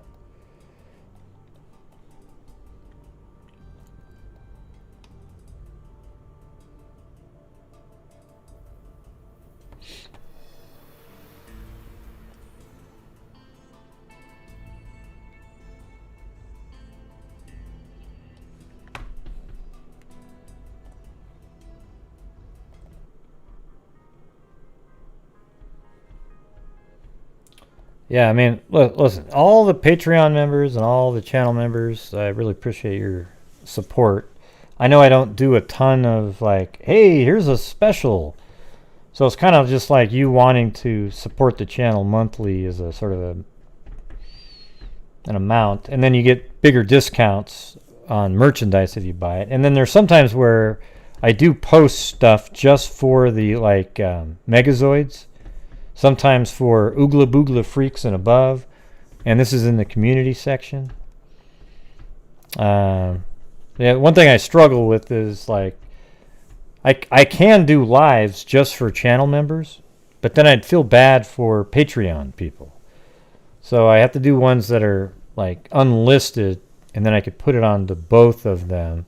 Like put a link in, like I could do a live just for channel members and Patreon if I just posted a members only community section link. And you know, anybody could watch it if they had the link though, but I'm just saying. And then we could, and then also post it in Patreon too. So all right, well, thank you guys.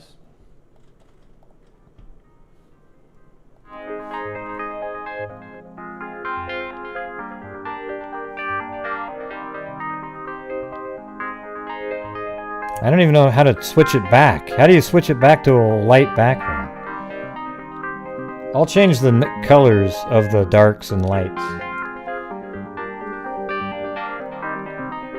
So you don't have to do that. Like red would work.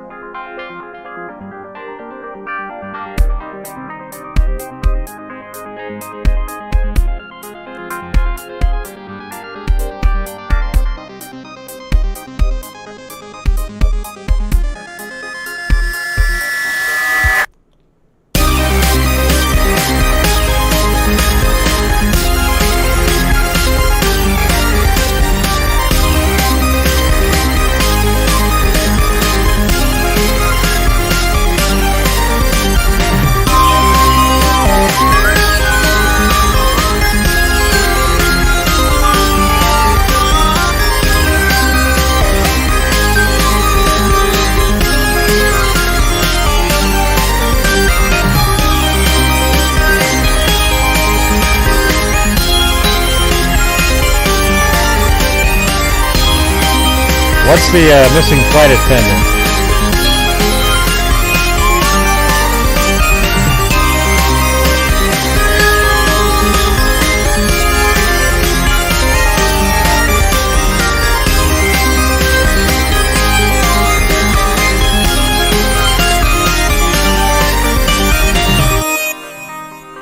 Yeah, let me try. I'm gonna try to do something here. Hold on.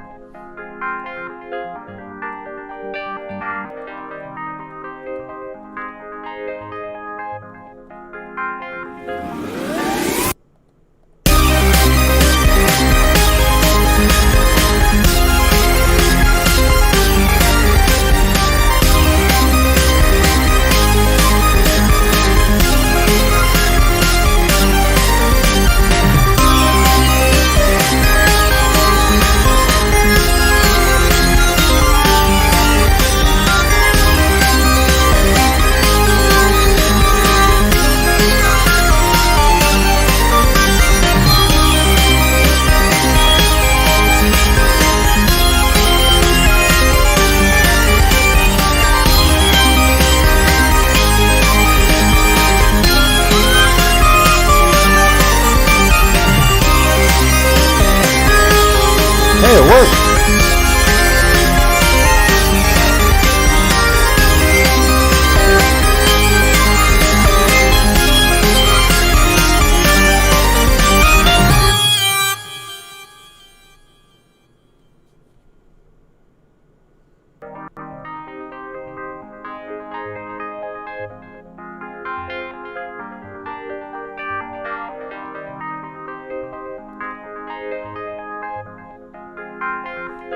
What's the flight attendant case you're talking about?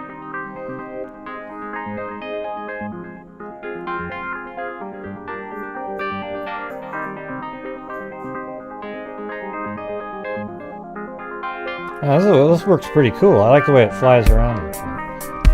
Look at that. That's awesome. Woo! Perfect. Oh, a little bit. It needs a little higher, but. Hey, thanks, Chester.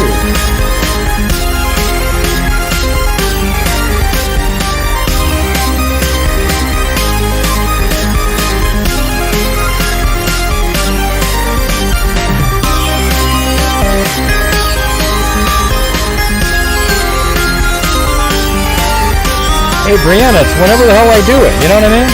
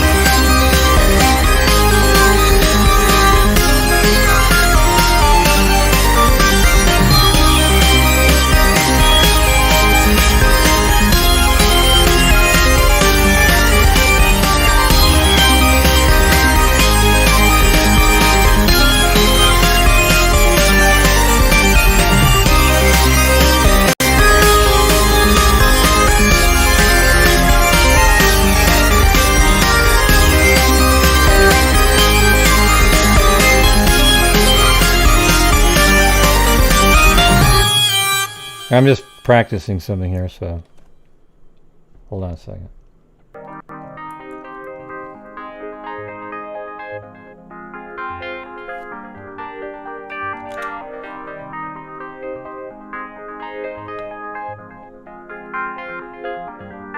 Okay, so good. It's the other way. Let's see what happens. Here we go.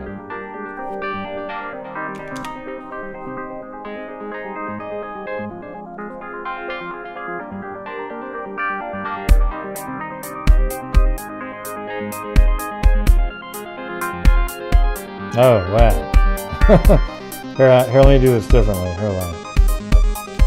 It'll look good in a second. I just gotta get this.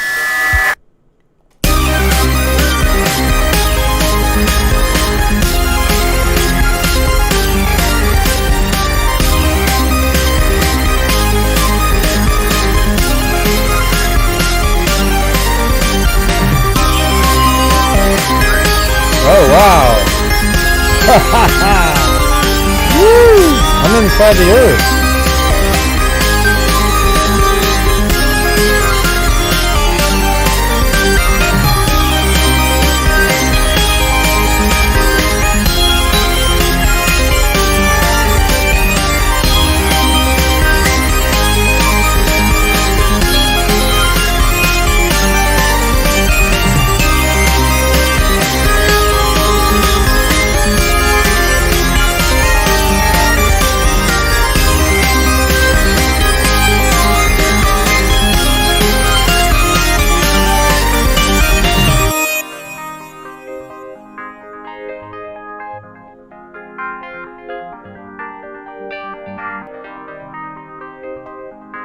I'm trying to get it to follow this path.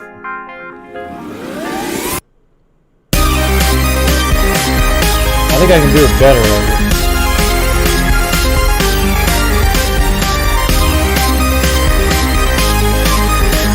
Now,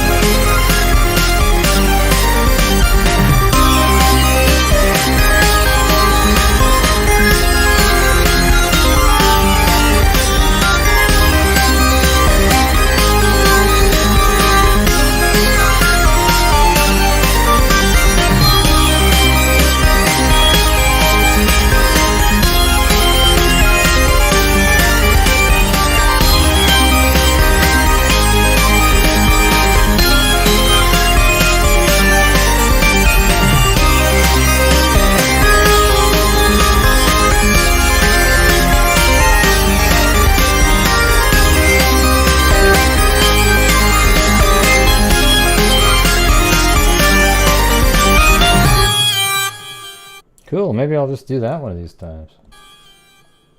Do like a pre-programmed flight, you know. I'll try that next time, maybe. This one would have actually looked pretty cool. So, all right, everybody, thank you very much for showing up tonight. And everybody supporting the channel, I really appreciate that. We're on our way back to another end of the month donation. So thank you. On track. That's right. I'm so mean. Let's see.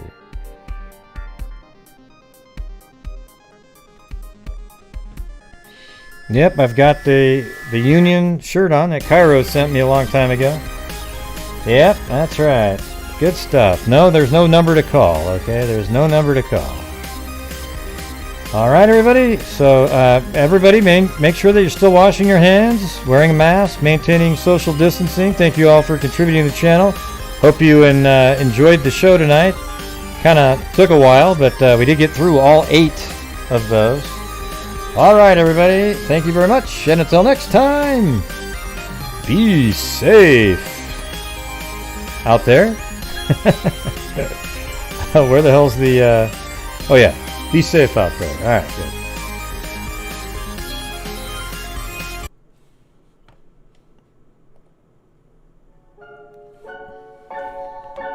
Yeah, I've been doing this true crime thing for quite a while now, and during this whole time I have not seen one person that is a crime dissector. the projector. I'm a certified human lie detector.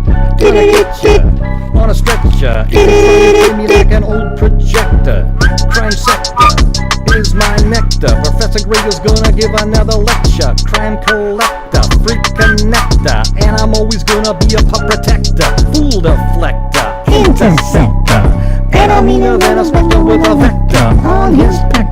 With all respect, y'all, just remember I've a temper fucking check ya.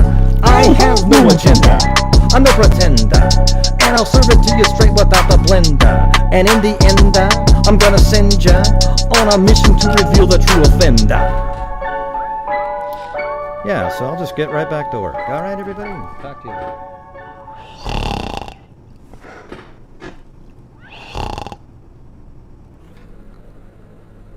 Is that you, John Boy?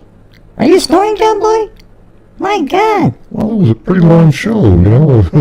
We're about 4 hours into it at this point. Okay, thanks for waking me up, though. Is it over? Of course it's over. That's why I'm talking to you right now. Oh, okay. Well, thank you. Good night, Mary Lou? Well, you said that like it was a question. Yes, that's still my name. It's still Mary Lou, okay? Jeez, John Boy, wake up. Okay, good night, Mary Lou. Jesus. Good night, John Boy. What an ass. Well, doesn't it seem like those two are starting to not like each other a little bit? I mean, there's some nights where they just... It's absolutely incredible. All right, everybody. Be safe out there.